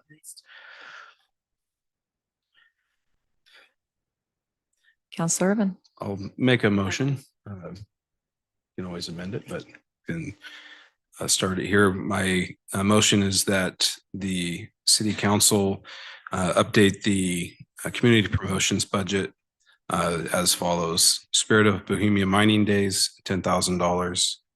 Community sharing, $3,000. Family Relief Nursery, $2,000. South Lane Wheels, $10,000. Rural Tourism Projects, $10,000.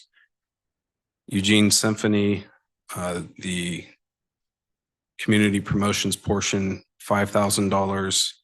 So that retains what was in this budget. and downtown Cottage Grove, $10,000. I second. Wait.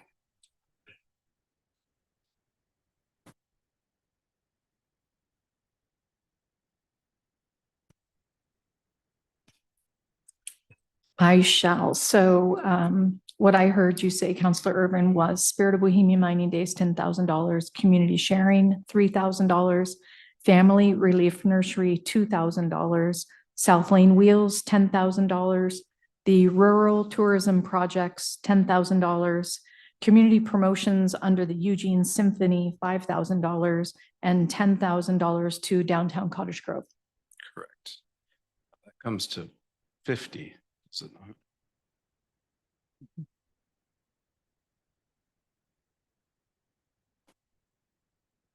And we've got multiple numbers. I know Councilor Settlemyre wanted clarity on this, and now I desire to. I heard a starting of 98. There's 103 in the budget. There's 55 under here. Do we have a remaining $5,000, or is it a different number?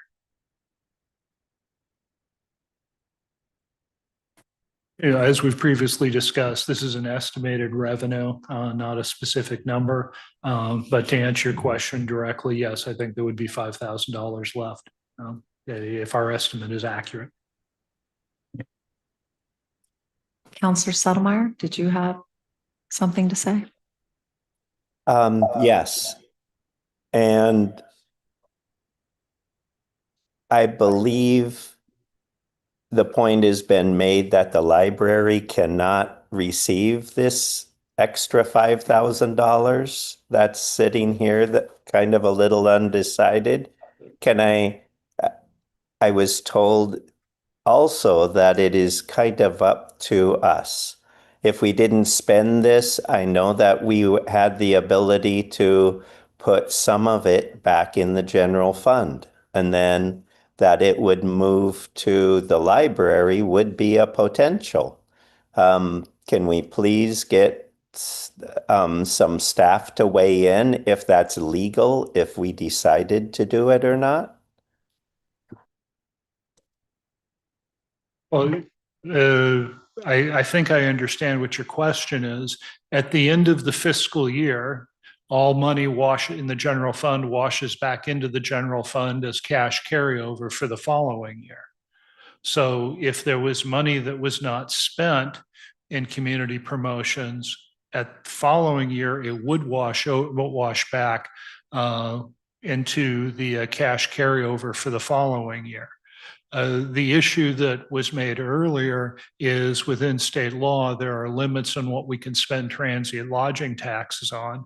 And the way that's often described is heads in beds, is the idea that, you're supposed to spend the money to prime the pump and create additional transient lodging tax dollars.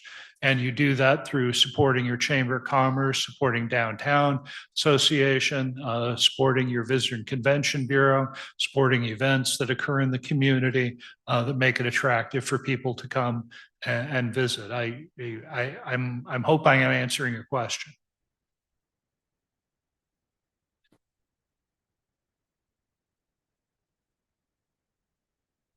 Counselor Lammerman. So we had a motion. Was it officially seconded, or did we cancel that for the reading? No, we have a It was motion with a seconded. second. But I was. Yeah. That's why I was asking. I was making sure that it was acknowledged. Yeah. Okay.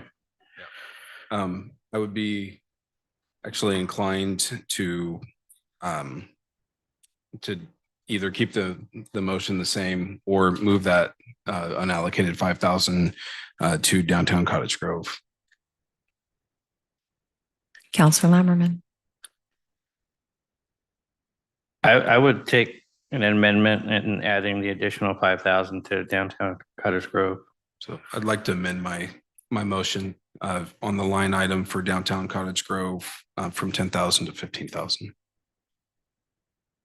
I second that amendment. We have a motion with a second. Any other discussion? Well, Counselor Settlemyre, do you still have your hand up, or? Yes, please. I guess I would like the idea. Does that mean that we as a council are going to, in the future, try to continue to keep these same kinds of supports for downtown Cottage Grove? Is that kind of how this organization works? Well, I don't think anything is guaranteed that these are not line items, and so they will change yearly. Does that answer your question, Counselor? Okay, thank you. All right, will the recorder please call the roll? Counselor Hine, Aye. Counselor Lammerman, Just to confirm real quick, we are only voting on the community promotions. Aye. that was a vote in the affirmative. Yes, ma'am. Aye. Thank you. Counselor Merida, Aye. Counselor Irvin, Aye. Counselor Wilson, Aye. Counselor Settlemeyer, Aye. Mayor Soulsby. Aye. Motion carries unanimously. Thank you. Counselor Irvin? So that was a portion, the two-part portion of the kind of the housekeeping to knock out what we could have otherwise done as the budget committee, but deferred to tonight. And so I'm prepared to make the motion on the budget, but certainly want to give, time. We can have all the discussion. So I see someone else might want to say something before I do that. So I'm prepared to make that at the right time here, but I'll defer. Counselor Merida? Thank you, Mayor. I would like to move that we move an additional $50,000 from the Housing Assistance Fund to the library budget to ensure that the city manager has adequate resources to structure and operate the library system in this time of change. Part of that funding could be used for a dedicated portion of employees' time to develop, recruit, vet, and train a group of volunteers and to assist in operating the library and then move into other aspects of our city. I second it. We have a motion with a second. Ms. Roberts? Thank you, Mayor. Counselor Merida, I just want to clarify because that kind of went into a super long motion. Was the motion simply to move $50,000 from the Housing Assistance Fund to the Library Fund? Yes. And that's what the second is acknowledging as well, Counselor Settlemeyer? Thank you. We have a motion with a second. Any discussion? Just Counselor Wilson? Just clarifying that there was still 50,000 there to move. Okay, I've lost track. Which exactly left there.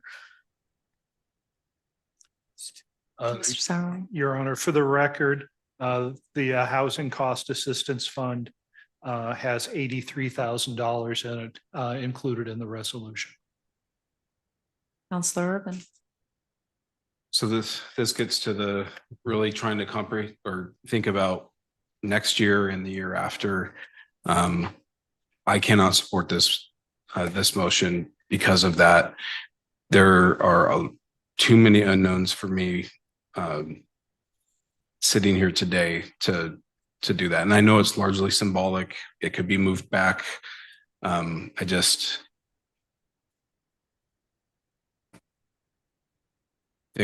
To honor what we set up originally, we do have opportunities to address the affordable housing side of things through Homes for Good. Sounds like there were some things in the works there. Depending on how many houses, they really might need some access to that. And I do think that we are hitting the metrics that are being requested. And like I mentioned before, if we get 3 months down the road and we're not, I'm certainly always open to to rehash the conversation, but as it stands right now, I'll just refer back to what I mentioned earlier. Counselor Saddlemeyer. I'd like to hit on the idea of what we agreed and what my vision was of what I signed on when we talked about council goals. I was going to have a big long list. There are so many of these goals that have something to do with if the city comes and supports, if citizens come and make clear that they have priorities, we would do what we could to serve them. I've got 4 things beyond that. Number 1, the library has much positive support that have encouraged sufficient funding. Number 2, we don't want to spend money we might need next year. However, number 3, if funds are not needed by our department, our staff has shown very good skill by not spending it.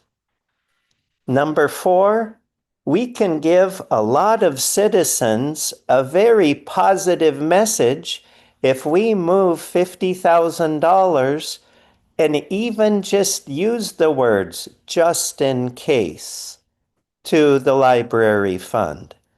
And why in the world would we not agree going forward that that might be as safe as leaving it anywhere else in this general fund moving forward? Counselor Wilson. Addressing citizens' comments and we did get a letter that's in front of all of us. I don't think Jim got a chance to see it, but from Andrew Elliott requesting a minimum of 25,000 to possibly hire a volunteer coordinator. So my ask is if Councilor Meriday would be willing to potentially amend the motion to the 25,000, which is what one of the citizens that has been very vocal in support of the library and developing a volunteer coordinator, if that would be something that you would be willing to amend the motion to a 25 instead of 50,000. As long as the city manager has free hand in staffing the library and managing the personnel allocations. It's his job to do that. We don't direct him that way anyway. But it would give him additional funds to work with. Counselor Lammerman. So I'd have to kind of piggyback on Counselor Urban. I'd have to say that I'm in favor of the budget as proposed. With also keeping in mind that we can also do an amendment at a couple months down the road if we need to. But I'd hate to utilize a big majority of that housing assistance program if another program might need it. Because once it's gone, it's gone. It's not coming back. People need to realize that. Counselor Urban. Yeah, I've been trying to follow this as far as what the requests have been in the letters. And the original budget proposal was one FTE, and adequate staffing was defined as one person at 1 FTE and 2.7 people. What we have budget for is in excess of that right now. It's 2, as just described, it's 2 1.0 FTE and a 0.7. So what I'm wrestling with here is this purely symbolic? Or is it relating to what services are able to be provided? And how many staffing for safe and adequate staffing and 5 days a week, because we've met that. So I wonder where this is coming from. It seems like a moving target. We've met the requests. I'd like to know what's going on underneath. Counselor Lammerman.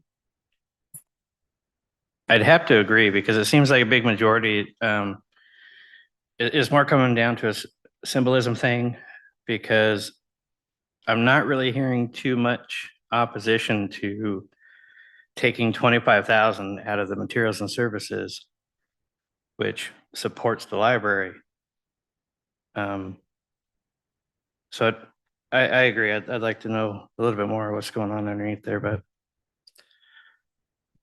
Counselor Merriday. That we had funding to support one full-time positions and 1.7, I first heard today. Up until this point, I have not had any sort of guarantee that we could afford anything other than the budgeted one full-time position, and we cobbled together enough for 1.7. I'm learning today for the first time that we do have funding for 2 full-time positions and 1.7. Is that in stone? Oh, Your Honor, members of the council, let me be very clear. The question was, in what has been budgeted, what could be afforded?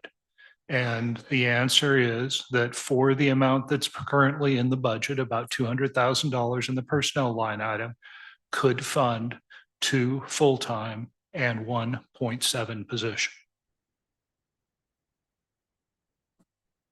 That's first available today, right? I think we've discussed this in more general terms in the past, but this is the first time I was asked a direct question and just gave a direct answer. Okay.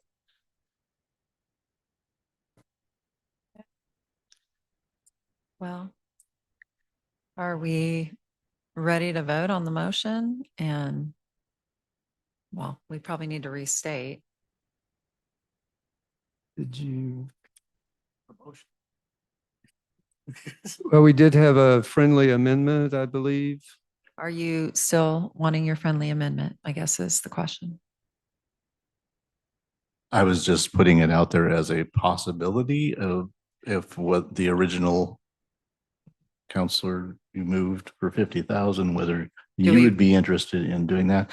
I'm actually more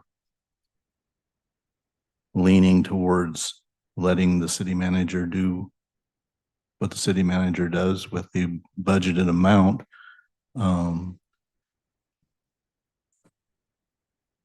If any were to be moved, I would say maybe reinstating the 25,000 that we stripped from the library budget as it was. If we were going to move money back into the library, move it back into the budgeted line items that were stripped of 25,000, that would be more along the lines of what I would like to see, because it appears that we have adequate funding for staffing in the budget.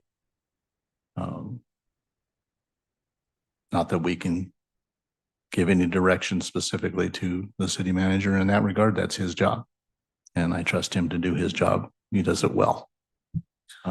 But we did in our budget proposal strip 25,000 out of various line items within the library budget. So, Mr. Councilor Settlemeyer did a good fine job of putting that proposal together. If that could be reinstated out of that, that would be a potential, but I would rather see the funds be left alone, actually, for potential use later if needed. If the library needs it, hey, we got to have some funds there. Is there some funds available? Then we have some. to amend later. But that's my thoughts. Hey, Do we want to take a vote on the original motion? Counselor Lammerman. Can we have the original motion read back?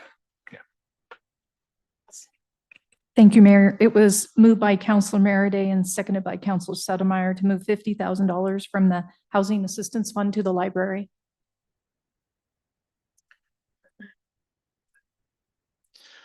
Will the recorder please call the roll? Counselor Hink, No. Counselor Lammerman, No. Counselor Merida, Aye. Counselor Settlemyre, Aye.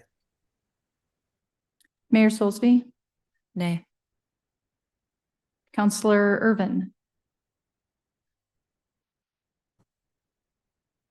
Could you repeat your vote, please? Nay. Thank you. And Counselor Wilson. nay. Okay, motion fails.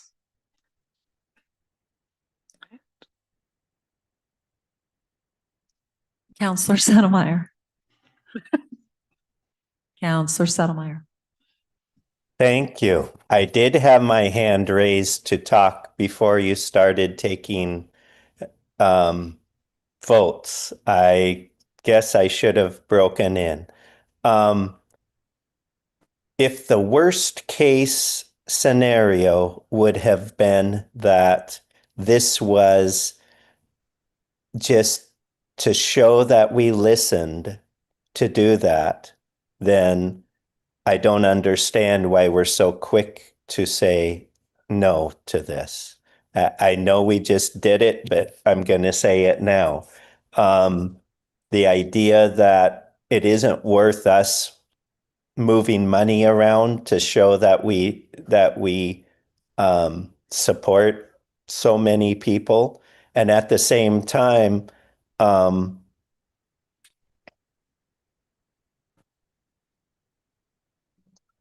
we don't know how much money it would take moving forward for the library.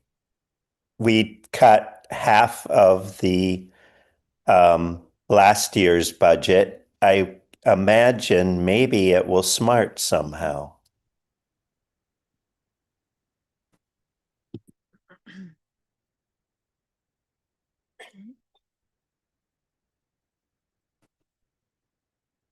Counselor Irvin.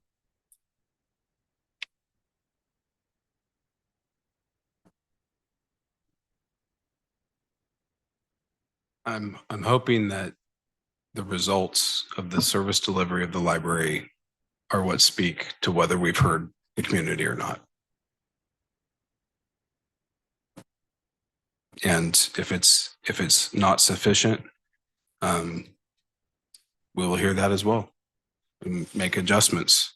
And as I mentioned before, I'm strongly going to seek your support in getting a ballot measure so that no signatures have to be gathered. So it's not any effort beyond what has already been output, but that we heard that the Eugene Library measure, among all others that didn't pass, passed. And so that will be, I think, the right sized mechanism and means to address. We know that a $4 utility fee was largely supported at the town hall. That would have only been imposed on city residents. So a library district that represents those that have broad use support seems to be the more fair allocation of the shared burden. So that's where I'm putting my my efforts there.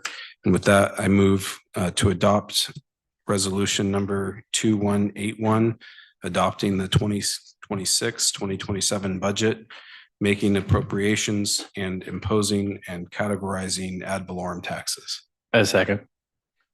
We have a motion with a second. Any discussion? Counselor Sotomayor.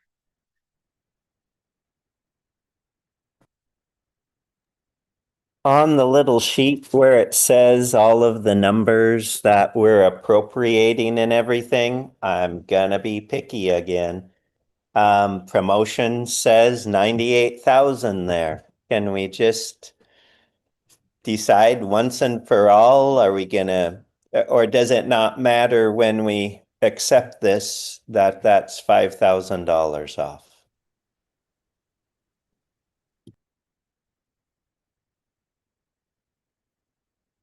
Mr. Sauerwein. Oh, good evening, Your Honor, and members of the council. As I've said before, this is a number that is based on an estimate.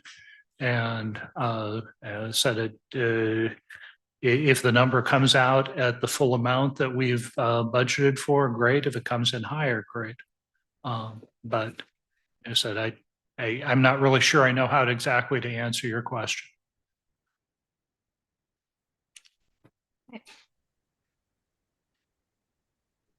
Will the recorder please call the roll?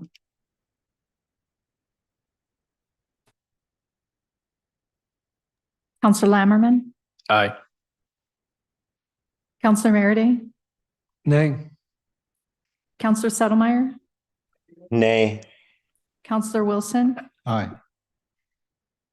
Counselor Irvin, Aye. Counselor Hink, Aye. Mayor Soulsby. Aye. Motion carries.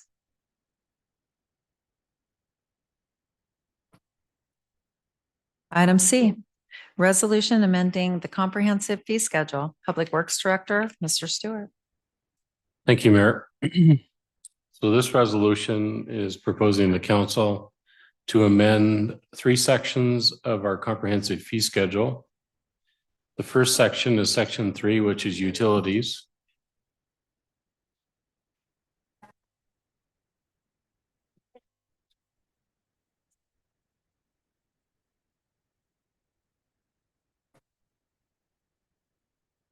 Okay, so the section 3 is utility fees, and the proposed utility fee increases reflect the 2026-27 utility fees that were approved by the Budget Committee.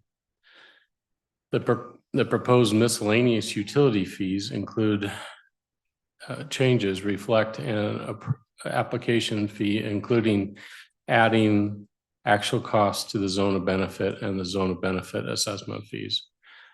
So the proposal is the fees that were recommended by the Budget Committee are approved.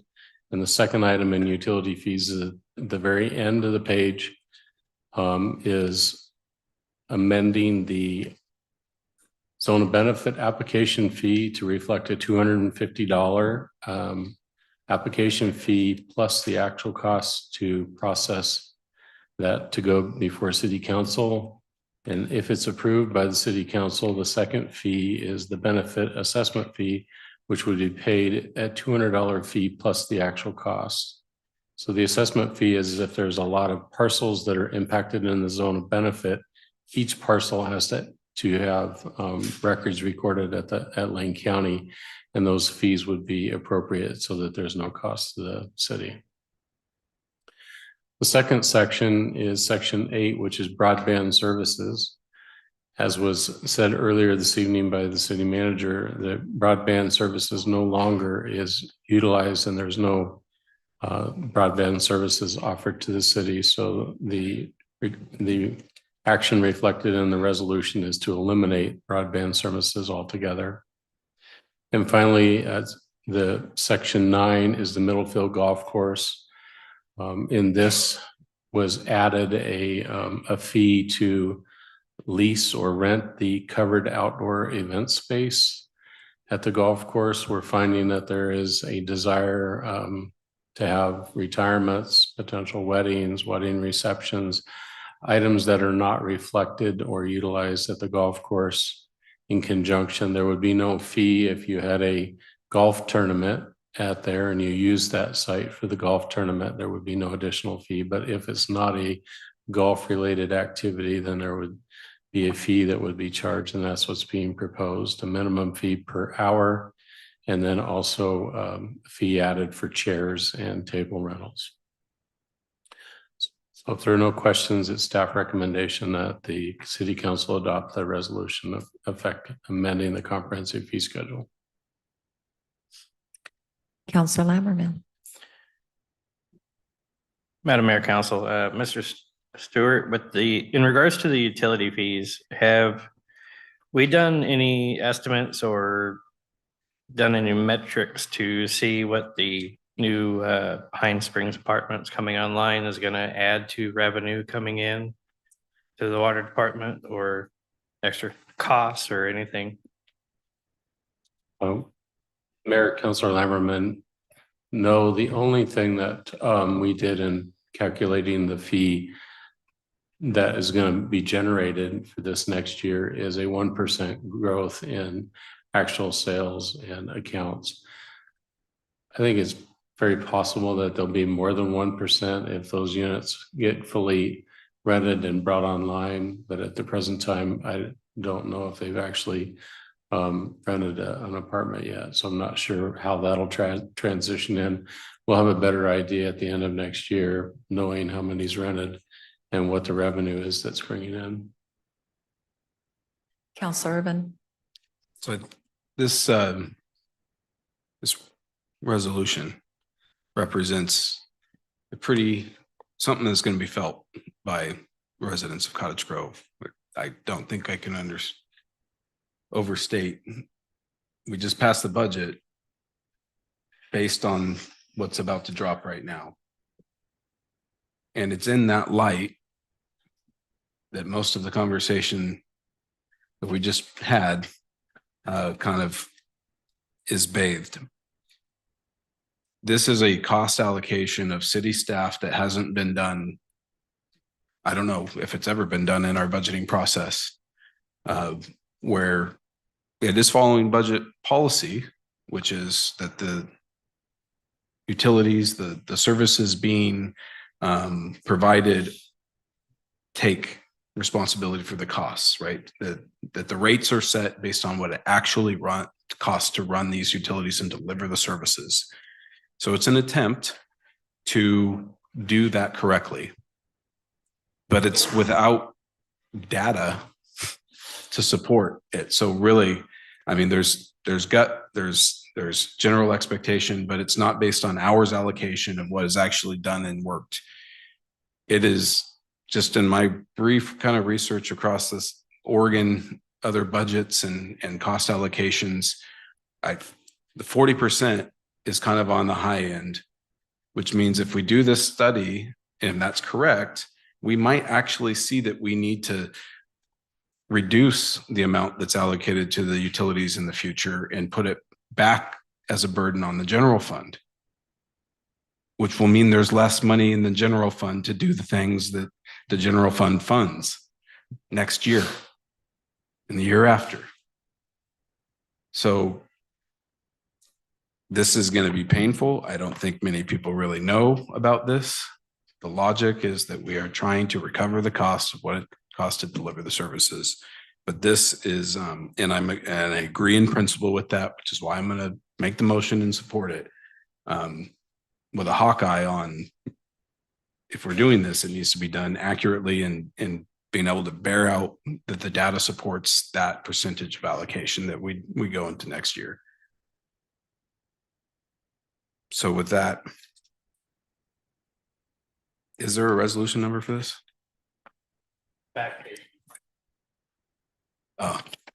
Excuse me, Mayor. I apologize that I had to step out. I wanted to make sure you had an opportunity to allow public comment on the. Yes, we need to allow public comment right now. Anyone would like to comment on this? Thank you, Ms. Roberts. That's my note to remind me, public comment, and I still skipped it. All right, I see none.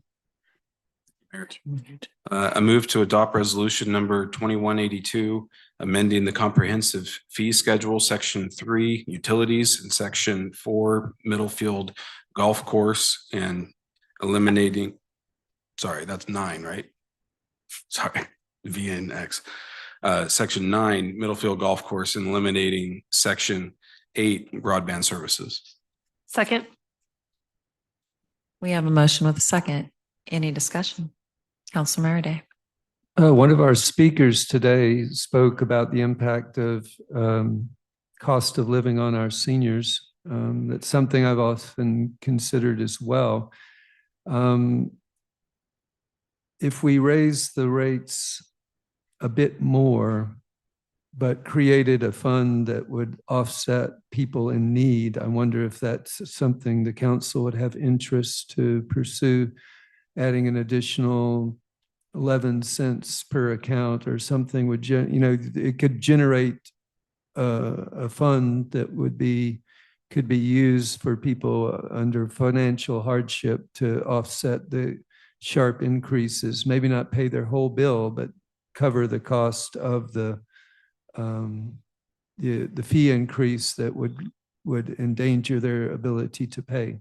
So I was wondering if there's any appetite for pursuing something like that, a surcharge or something that would create a fund to help that could be applied for financially stressed seniors. Councilor Urban. So under concerns of council, thank you, Mayor, I have a donation mechanism via utility bill ? As long as I've been on council, 8 years now, I have sat here with a philosophy that has been at odds with, it seems like, the thrust, which is, it is not generous to give other people's money away without their option of saying yes or no. It is not compassionate. It is not self-sacrifice. I want to promote the opportunities for people to be generous, the mechanisms to do so. But when you take away that option, it is something entirely different. And I think it is actually largely harmful to our community and the sentiment that is born. We want to promote volunteerism. We want to promote love thy neighbor, take, self-sacrifice, see the need, address it. But I cannot support it being involuntary. Councilor Wilson. I agree with that approach, maybe as a something within the utility bill, donate for relief fund as an addition that you can voluntarily add to your payment to help create a fund that would help offset. As a fixed income senior myself, I totally agree with the need to support that, but to reach into people's pockets when they don't have the ability, they may be on the edge themselves, and say, we need to create this fund and you're going to help pay for it whether you like it or not. I don't like that approach either. Councilor Lammerman. Ms. Roberts, did you have something? Thank you, Mayor. I'm going to put on my past utility billing clerk hat. So the city of Cottage Grove has two programs that can currently help people in need. One is the Round Up Your Water Bill. It's called the H2O program. So people can donate simply by rounding up their bill to a nearest amount, whatever amount they want, or they can put a recurring charge on their water bill that goes into a fund that is then given to community sharing that helps people who either water has been disconnected or they have received a disconnect notice. The other opportunity for helping those who may be in need is the assisted rates plan. And those are two plans that are currently in place at the city of Cottage Grove for the utility bills. Thank you, Ms. Roberts. I'll just throw a little PSA out there. I didn't know this, we should know this a long time ago.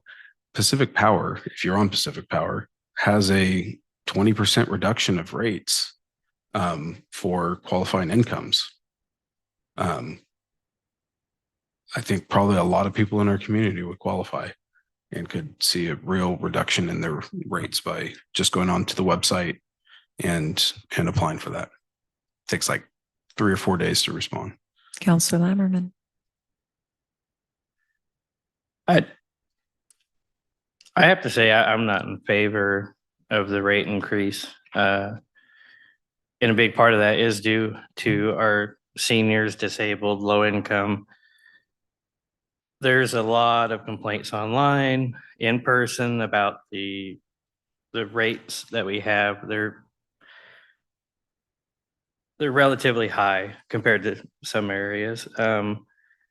There's a lot of people who are struggling to pay them. There's a lot of people who gripe about having to pay for the storm water improvement and all that. Like me, I live on a hill.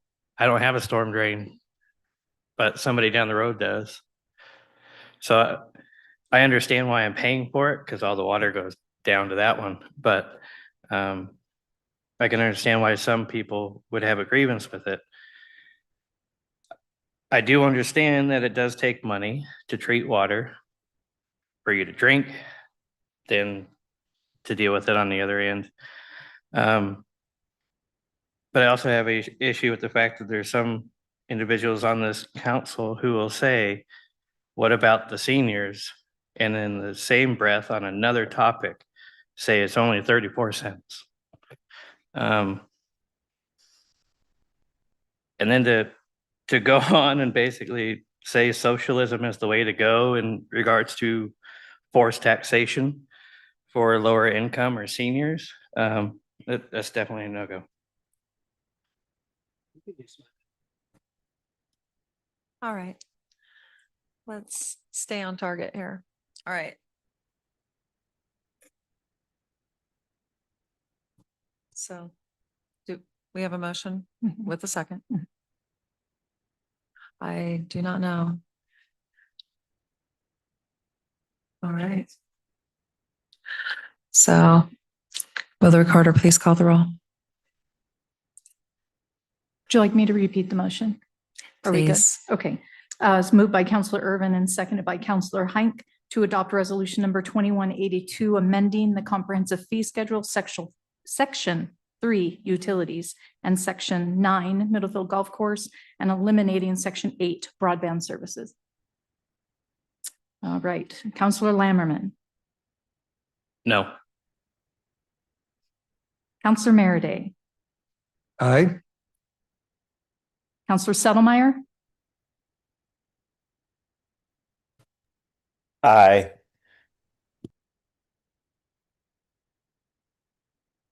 You might have said it, but we didn't catch it. Counselor Settlemyre, it looks like your mic is still muted. Aye. Hello? Or I have a connectivity issue.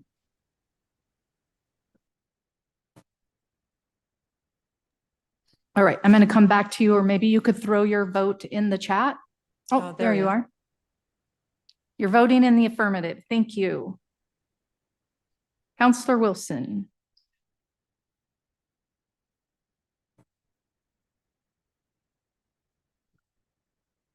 Aye. Mayor Soulsby. Nay. Counselor Hink. Nay. Counselor Irvin. Aye. 4-3. Counselor Wilson vote. Mhm.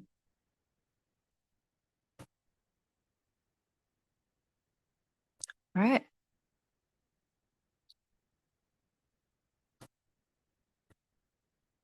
Item D, resolution adopting a supplemental budget for fiscal year 2025-26. Interim Finance Director, Eric Kaitola. Hello. We're looking at the supplemental budget, page 2. The first one we're looking at is the general fund. We have an increase in broadband, as the city manager talked about earlier. Community development has an increase. This is due to the fact that one of the staff members that was 100% in building inspection halfway through the year was moved 50% into the general fund for community development to reflect the work they're doing. And then we have an increase in debt service, which is due to me making a mistake. When I filled out the debt service schedule last year, the formula I had excluded the police department's lease payments to their cars. So adding that back in meant it went up. The next fund is the storm drain utility fund. Reviewing this one, the line item for fuel and lubricants in the budget was $5,000, but at the time I put this together, it was very close to 11,000. So just an increase in the cost of fuel and lubricants due to the increased gas prices. Page 3, we have the Street Systems Development Fund. Again, I made an error in this one, and this one's going to be kind of harder to explain. So the budget was adopted with the correct admin fee in it, like the multi-page document. But the 2 or 3 page document that council had when they adopted the budget had the wrong number on it. So what was adopted in the 3-ring binder was correct, but the numbers I put onto the 2 or 3 page document was wrong. So we need to hopefully increase that. It's just being offset with a decrease in capital outlay, and there hasn't been capital spent in there. So it's not an increase in the budget. It's just moving the money from capital to M&S, materials and services. The next one is the Park Systems Development Fund. We didn't put any money into no funds were allocated to building and improvements during the budget process. But then as the year went on, we decided it became apparent that we needed to do some park improvements. So that's just an increase in park improvements, decreasing M&S because there's room there to do that.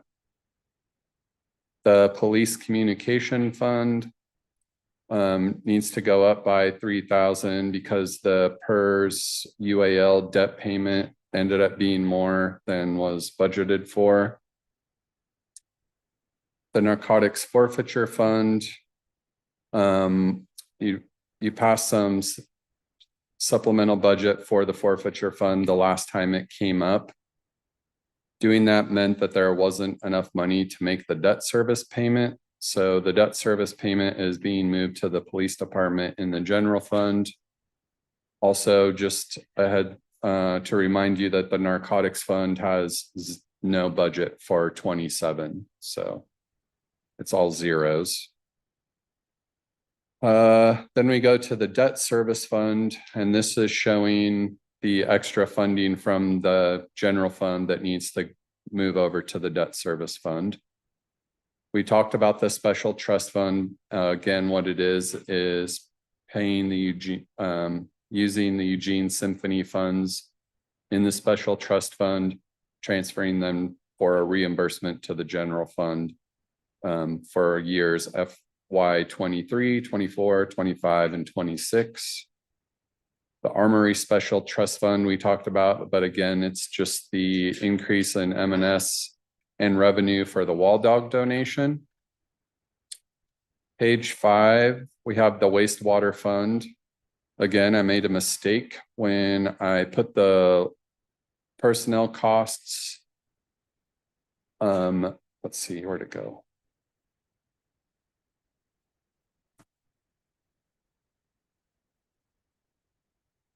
I think I might have the wrong note in here. I'm really sorry. We already dealt with this personnel issue in the middle field golf, the last supplemental. There, you remember what Mr. Stewart? If I might, Madam Mayor, what we experienced in the wastewater treatment plant throughout this year was the increase in chemical costs and the increase in biosolids. We not only had the amount of biosolids, but we also had an increase in price for biosolids.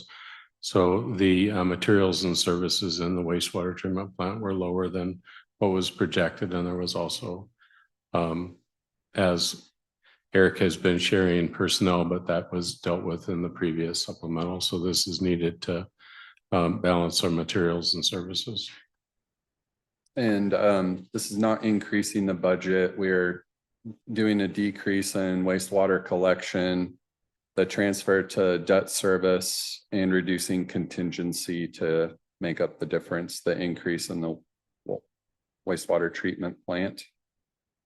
Next, we have the economic development grant, which we talked about. The funds from the federal government aren't going to make it here by June 30th. So we're going to do a short-term loan from the storm drain reserve. So on to the last page, page 6, we have the storm drain reserve fund, making the short-term loan to the EDA grant fund to make sure we're compliant. And then the building inspection program, we're decreasing personnel services because of that staff person being moved into the general fund in community development. So no change in the budget there, just lowering personnel services and increasing the contingency amount. Any questions? Counselor Urban?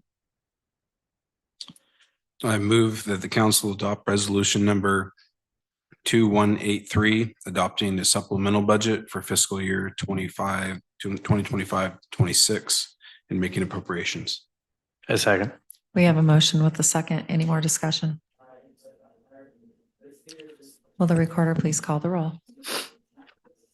Counselor Merity? Aye. Counselor Sotomayor? Thank you for the visual. Counselor Hink? Aye. Counselor Lammerman? Aye. Counselor Wilson? Aye. Counselor Irvin? Aye. Mayor Soulsby? Aye. Motion carries unanimously. Thank you. Item E, ordinance amending ordinance number 2483 and repealing ordinance number 2600, Cottage Grove Garbage Service Franchise Agreement. City Manager, Mr. Sauerland. Well, good evening, Your Honor, and members of the council. This is a follow-up to our previous discussion, recognizing the fact that Cottage Grove Garbage Service has announced a transition to commingled recycling system and that they'll no longer be including glass recycling. And this ordinance essentially removes glass recycling from the franchise agreement. Lammerman. I move to adopt ordinance number 3208, amending ordinance number 2483 and repealing ordinance number 2600. Second. We have a motion with a second. Any discussion?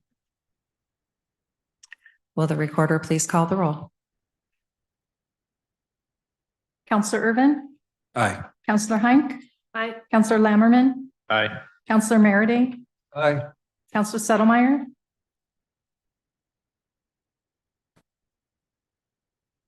Coming back for a thumbs up. Thank you. Counselor Wilson? Aye. And Mayor Soulsby? Aye. Motion carries unanimously. Right. Business from the City Council. Award of Cottage Grove Lincoln Middle School Path Phase. And I have to recuse myself. I have an actual conflict of interest in this. Our son is one of the owners in Pacific Excavation.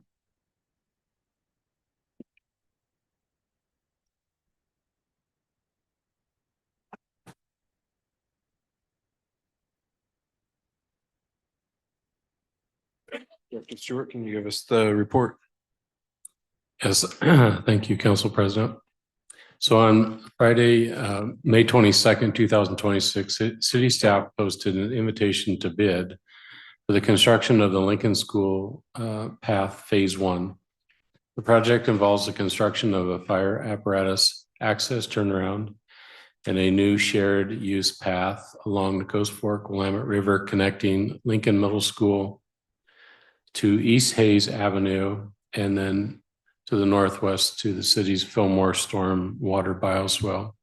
The work involves excavation, trenching, compacting, paving, extension of the storm drain pipes, and removal of trees and site restoration. I'll show you just on the, I handed out a aerial showing everybody. The orange is what the pathways are being prepared and with the approval. The red T is the end of Hayes where that turnaround will be created. There's no parking designed at the end of Hayes, but we know that folks will drive to the end of Hayes, and to make it safe for people to turn around and get back out, we wanted to include a turnaround.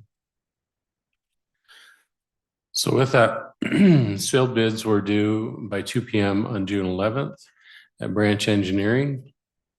The intent to bid was advertised on May 22nd in the Daily Journal of Commerce. 5 bids were received and opened on June 11th. And they were as follows: Pacific Excavation, Inc. for $437,647. BAP Construction Company for $474,474.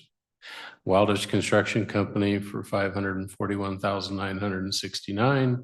Brown Contracting for $689,763. H&J Construction for $734,235.25. The bid packages have been reviewed and found all to be responsible and responsive. Branch Engineering's recommendation is to award the contract to Pacific Excavation as the low responsive bidder. If there's no questions, staff's recommendation is to award the Lincoln Middle School Path Phase 1 contract to Pacific Excavation, Inc. Do we have any discussion? Councilor Lerman. I move that the city council award the Cottage Grove Lincoln Middle School path contract for phase 1 to Pacific Excavation, Inc. for $434,647.00 and direct the city manager to sign the contract and all associated documents. Second. We have a motion and a second. Any follow-up discussion? Councilor Wilson. The amount is at 434,000 and it's 437,647. Council, or Councilor Irvin and Councilor Lammerman, that is an error in my transposing numbers. It should be, the bid is $437,647. Thank you. I'll amend my motion to $437,647. Thank you. All right, we have a motion and a second. I would just note that this was a long time in coming. Really appreciate staff's work on this, and this ability to move about the city off of main streets from walking and biking, and the eventual connection to Bohemia Park is a real enhancement to the community, and appreciate ODOT picking up 80% of the cost of that. So with that, will all in favor signify by saying aye? Aye. Aye. Any opposed? Saw a thumbs up from Sol Settermeyer. All right, I will go get the mayor. Can we cool it off in here? Sweating ass.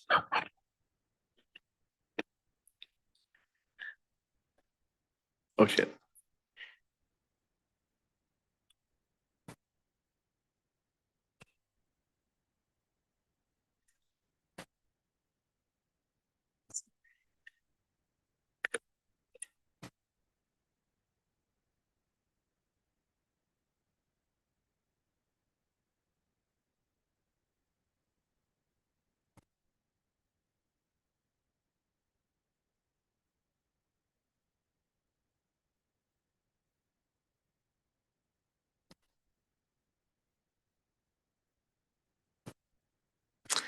All right.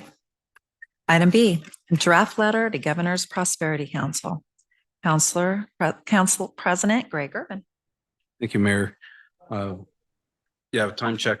Time check. Do we have a consensus to continue? Yep. Yes. All right. I'll try to be brief here. Essentially, the governor convened a prosperity council seeking to understand why Oregon has the metrics that it has in relation to education, business friendliness, and among a lot of other issues that affect general livability. And so I thought how helpful could it possibly be if Cottage Grove, with the voice of its council, just advocated for our community and just highlighted, here are the issues that we see, just baseline, top of mind, that affect us negatively, that you as a governor have within your purview to direct policy on. So this is a letter that I have written. My hope is that you've had a chance to read it, and amend, add, tweak, whatever, so that you can support it. So that with one voice as a council, we can advocate for our community to the governor's office.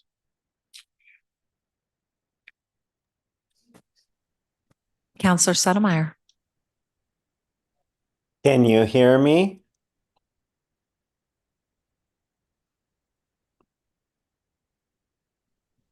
Ms. Roberts is trying to get your sound on. Play technician. How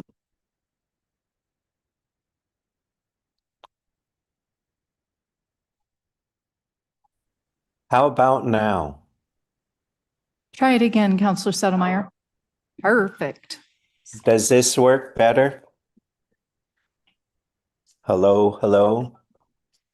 We can hear you just fine. Oh, wonderful. Thank you. Thank you, Counselor Counselor Irvin, for some really good information here in this letter. Before I could support it, there's a couple of edits that I would need. And that is first is under forestry management, where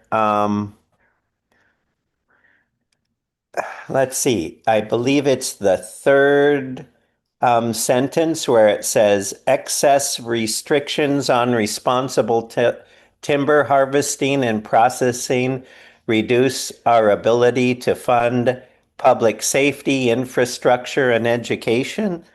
I cannot support that sentence. You got me to go and look at what Oregon Forestry Practices Act essentially requires, and kind of maybe at the root of that is at the end where the last sentence, I would need to kind of drop the end of it when you say we need a path forward that allows us to sustainably maximize the use of timber resources while being responsible stewards of our environment. That's wonderful gold to me.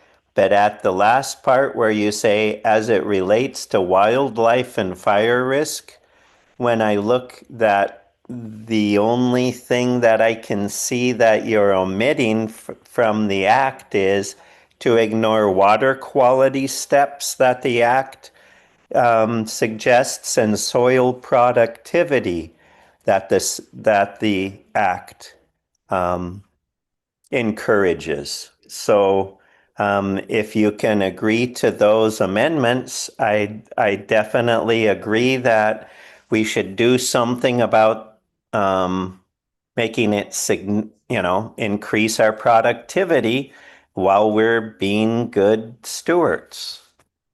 Should I go on to another one, or should I pause there?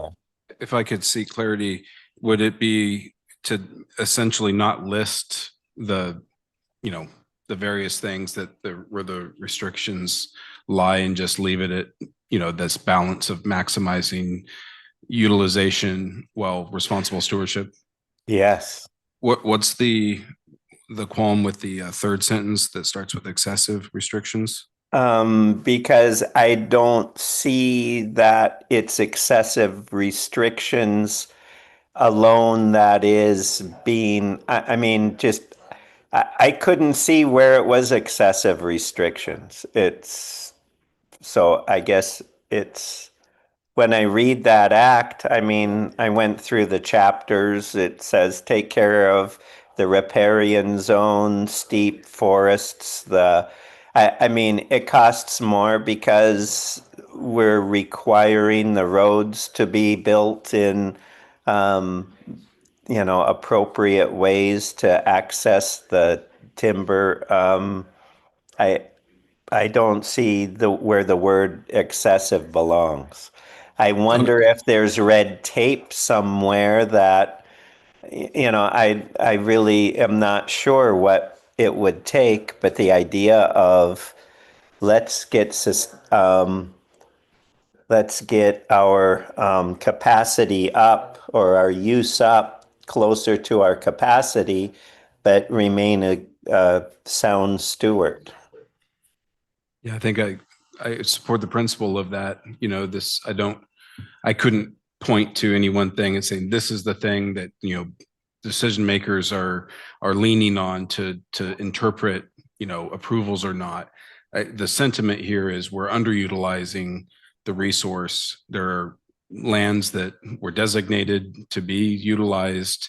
There have been issues that have come up in the past with interpretation that someone in the governor's position could give guidance and change if there was a will to do so. So that's really what I'm trying to hit at here. Yeah, I mean, I agree. It's interpretation is so crazy, but I don't see in print where there's excessive restrictions. So, I'm not referencing legislation necessarily here. I'm saying any form of restriction doesn't have to be legislative. It can be in the interpretive layer. Okay, I can see that's just like we have across the board in Oregon. We have Oregon's land use laws, and if you do a grid comparison of each county's policies to interpret that, there are more and less restrictive. I'm trying to get it at this level, at the state level.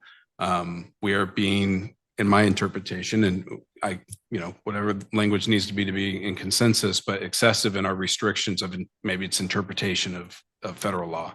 Okay, no, okay. I thank you for that perspective. I can go with that if we can get rid of the last 2, 4, 6, 8 words.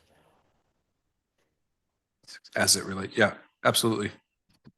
Thank you. And Councilor Mary. Oh, no, go ahead. No, should I stop at that and see if anybody else has an issue with that one before I go to my second issue? You can finish. Okay. Well, actually, Councilor Mary Day would like to jump in. Oh, okay. So I'm wondering if does this in any way reference back to when the counties received timber money? Because I don't know, even if we increase harvest and production, would that money necessarily go back to the counties, or would the corporate interests that are driving like Weyerhaeuser, they're not particularly going to redirect any money towards us, I don't think. Might provide some employees, but it's not going into a timber fund as of old, yes or no? I mean, this is certainly one of the issues with writing a letter like this. I'm not an expert in this field. What I'm seeking to do is represent a general sentiment that is a voice that can be heard, right? Someone more informed, hopefully a governor would be able to filter that, just like we're required to do with our budget process and all this, like through what we know intimately, and they have done that on. If the ship has sailed on that, and it's just a foregone conclusion, then I would expect them to just dismiss this section as there's nothing that can be done. What I'm hoping is that it's a reminder, maybe there's a new way to look at this. if the conditions were different, even slightly. I think I heard some, forget which representative it was. I think it was at the federal level that kind of had this epiphany moment that said, you know, hey, the Endangered Species Act and forestry management is really not at odds. We can make them work well together, better than now. There was this 30 years has gone by. The advocates of maybe, you know, that marched the charge on this have long gone, you know, come and gone. New conditions have presented themselves. People look around and go, man, we need to figure something out here, and look at where the resource around us. Like maybe we need with fresh eyes to look at this. So this is my appeal. You know, we look outside and we see where we live, and it's unique in the world. And can we do better? You know, that's what I'm trying to get at with that. What I'm hoping we're conveying. Counselor Wilson. And the biggest problem that I see, and I deal with a lot of people, and I'm related to a lot of people in the forest industry and in the fighting industry when it comes to forest fires, is the restrictions on building access roads to fight fires. And that's been it's a nationwide problem, but it is a federal issue more than it is a state issue on that. From what I've understand, I'm not directly related to it, but I'm related to several people that are involved in it. And that's their biggest complaint is we'd love to fight the fires, but we can't get to them because we're not allowed to build fire access roads, which can be used in recreation and tourism. And so all of that is something that kind of goes hand in hand. Forest access roads are often used by four-wheel drive clubs that, generally speaking, go in and remove litter and take care of the roads. That's one of the things that the four-wheel drive clubs do. Because when they go up, they take care of, they keep them open, they keep them cleaned up. And so if we can advocate somewhere in there that forest management should include the clearing of underbrush and access roads in some way, shape, or form, that would be very helpful, because that's the biggest fire danger that we have is the underbrush not being cleared out. And you can't get to it because it can't get roads. The roads are not being built.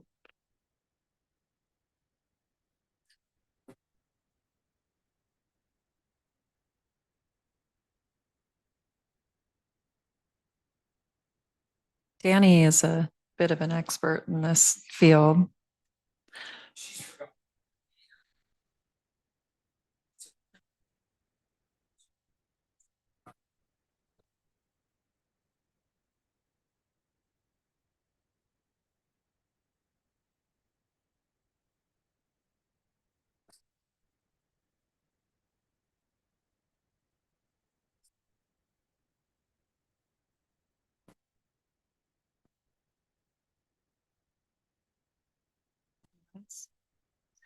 Counselor Settlemeyer.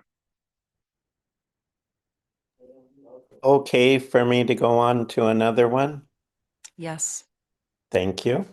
In the homelessness and mental illness section, once again, some good thoughts and nice writing. I could live with this if we could trade the placement of the second and third sentence and move the word also from the "we also believe it is important" to the last sentence after the word also.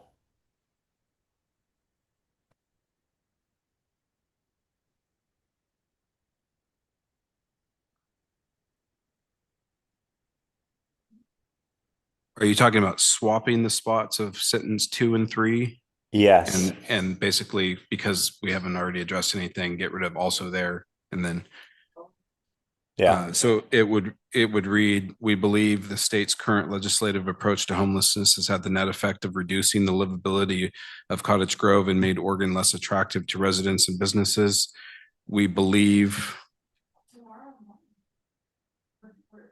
it is important to recognize that some individuals may be mentally incapable of living independently within the broader community. In our view, the state courts and law enforcement should change courses and place greater emphasis on enforcing quality of life standards. And then where's the other also? And then we must also hold a higher standard for individuals' behaviors within society. yeah, you had the also right after the we, but I don't care where, if it goes after the we or the must. Okay, I think I got that.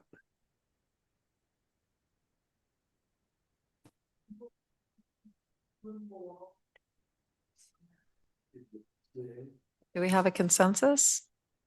Well, we didn't address the adding the brush fire in the road access. Should that be a separate section or nested in forestry management? Probably would go there. And does everyone agree with How to, that? yeah, how to exactly word that in?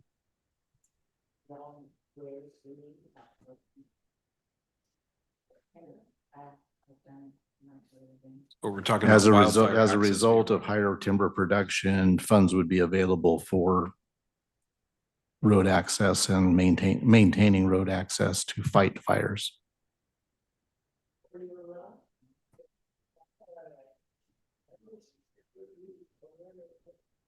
As a result of what? As a result of increased timber production, funds would be available for maintenance of firefighting access roads.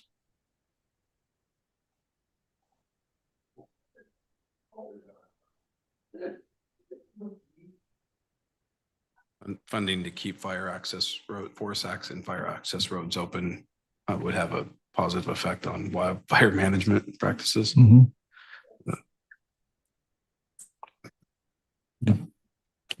Cut off the funds to maintain the roads and then you can't fight the fires and therefore you don't have any timber to harvest.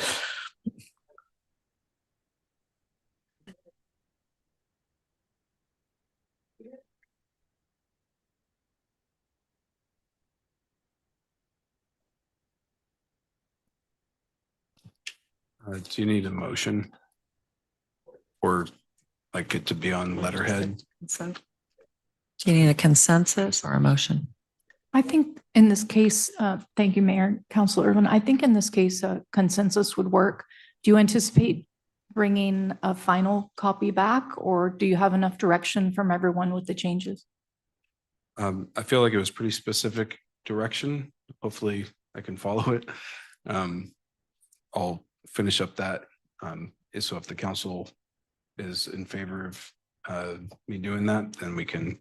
I'll Maybe submit it that to would be the staff. consensus to seek then, is if council is direct Councilor Irvin to make those changes and then submit the letter.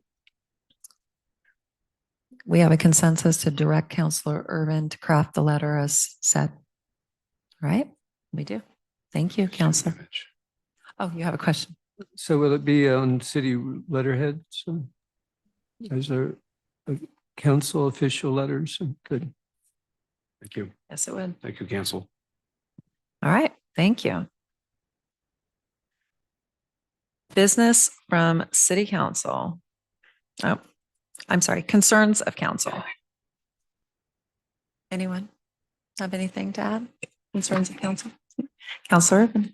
Thank you. So I guess this will be the third time I'm mentioning this tonight when I intended to only do it once, but I am seeking council's consensus to at least direct staff to give us feedback on this process of establishing recurring measures so that we can keep before the voters. You know, I know there's going to be some crafting work to be done ahead of time, but the idea being that ever present before the voters are ways to fund the things that we've heard them talking about above and beyond the general fund.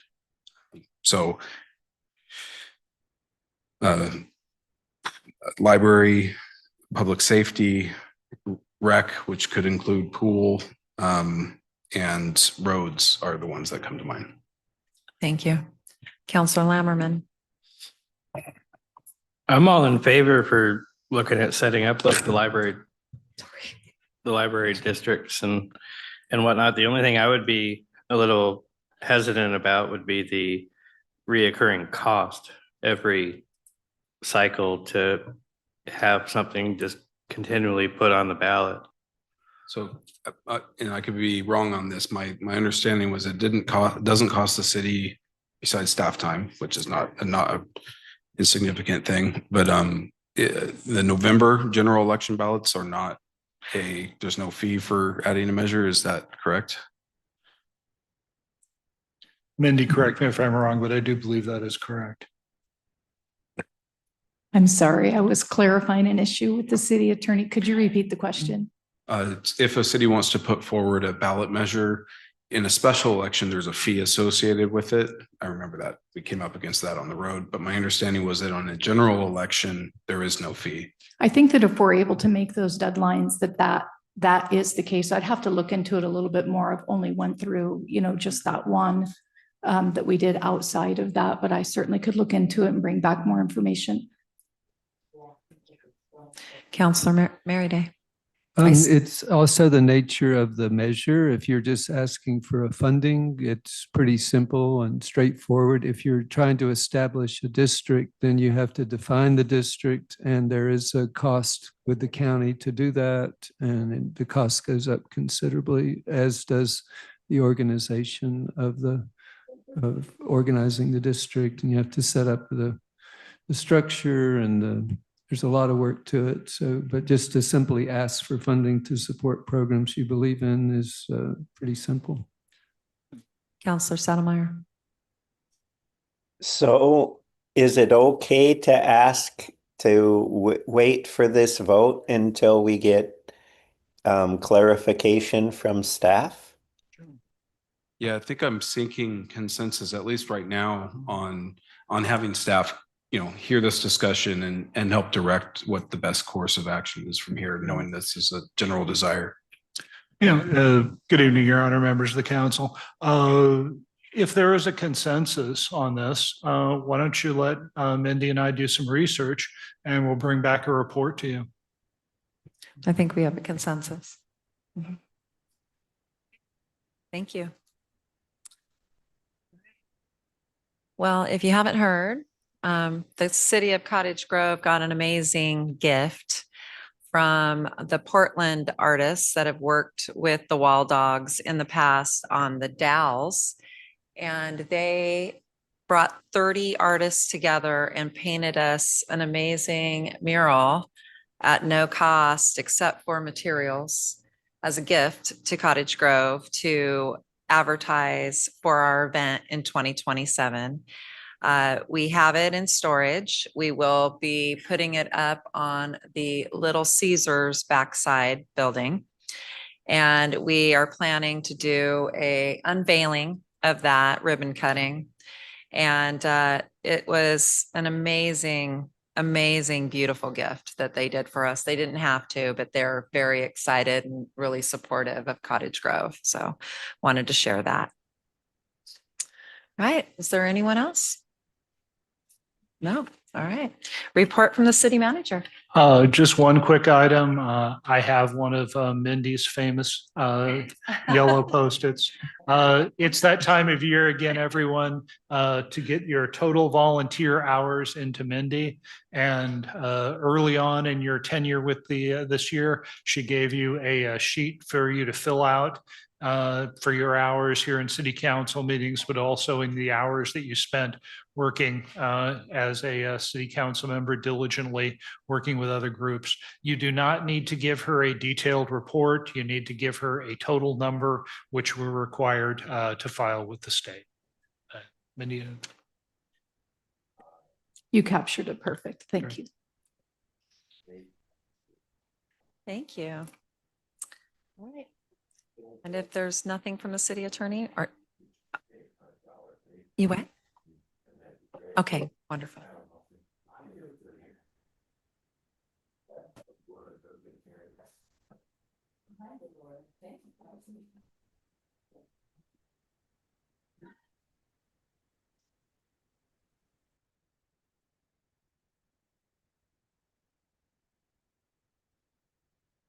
Miss Conley, you are free to speak. She is. Can you hear me?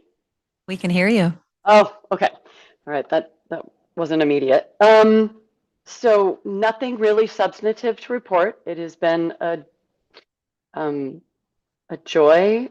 Thank you for letting me participate distantly. For tonight, you all tackled some very difficult decisions, and congratulations on passing that budget. So nothing substantive. I continue to work closely with staff on several projects.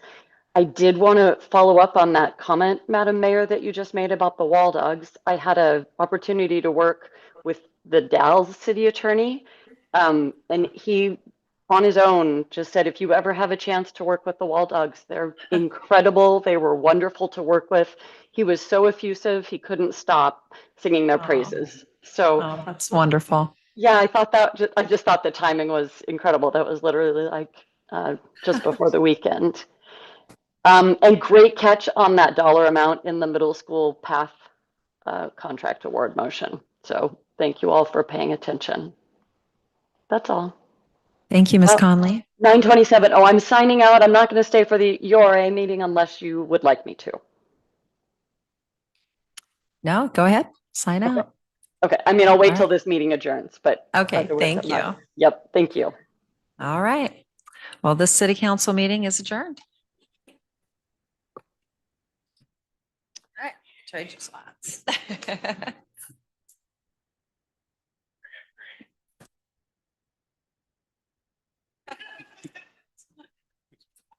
We all play a role in that part. Well, welcome everybody to the Urban Renewal Agency meeting. I'm going to call this to order at 9:26. Will the recorder please call the roll? You are now officially Board of Directors of the Urban Renewal Agency. So we'll start with Board of Directors. Heinck. Meriday. Here. Wilson. Here. Soulsby. Here. Settlemyer. Here. Lammerman. Here. And Chair Urban. Here. All right, we have a resolution before us, a resolution adopting the 2026-2027 Urban Renewal Agency budget. And we have a report from City Manager Mike Sauerwein. Well, good evening, Mr. Chairman, members of the board. As we've previously discussed, this is the first year of our urban renewal district. We're only going to be generating about $70,000, and it's our intention to dedicate that toward a portion of the cost of one of the folks in our community development department who will be emphasizing work in urban renewal and also economic development. I want to be clear, we are not hiring an additional staff person. We are transitioning an existing staff person to taking on this role. Do we have any discussion? Councilor Lammerman or Director Lammerman. I move to adopt resolution number URA 26-01, adopting the URA 2026-2027 budget. Second. We have a motion and a second. Any discussion? Seeing none, will Recorder Roberts please calls the roll. All right, Director Wilson. Aye. Settlemyer. Aye. Meriday. Aye. Lammerman. Aye. Heinck. Soulsby. Aye. Chair Urban. Aye. Thank you. That passes unanimously. With that, we are adjourned.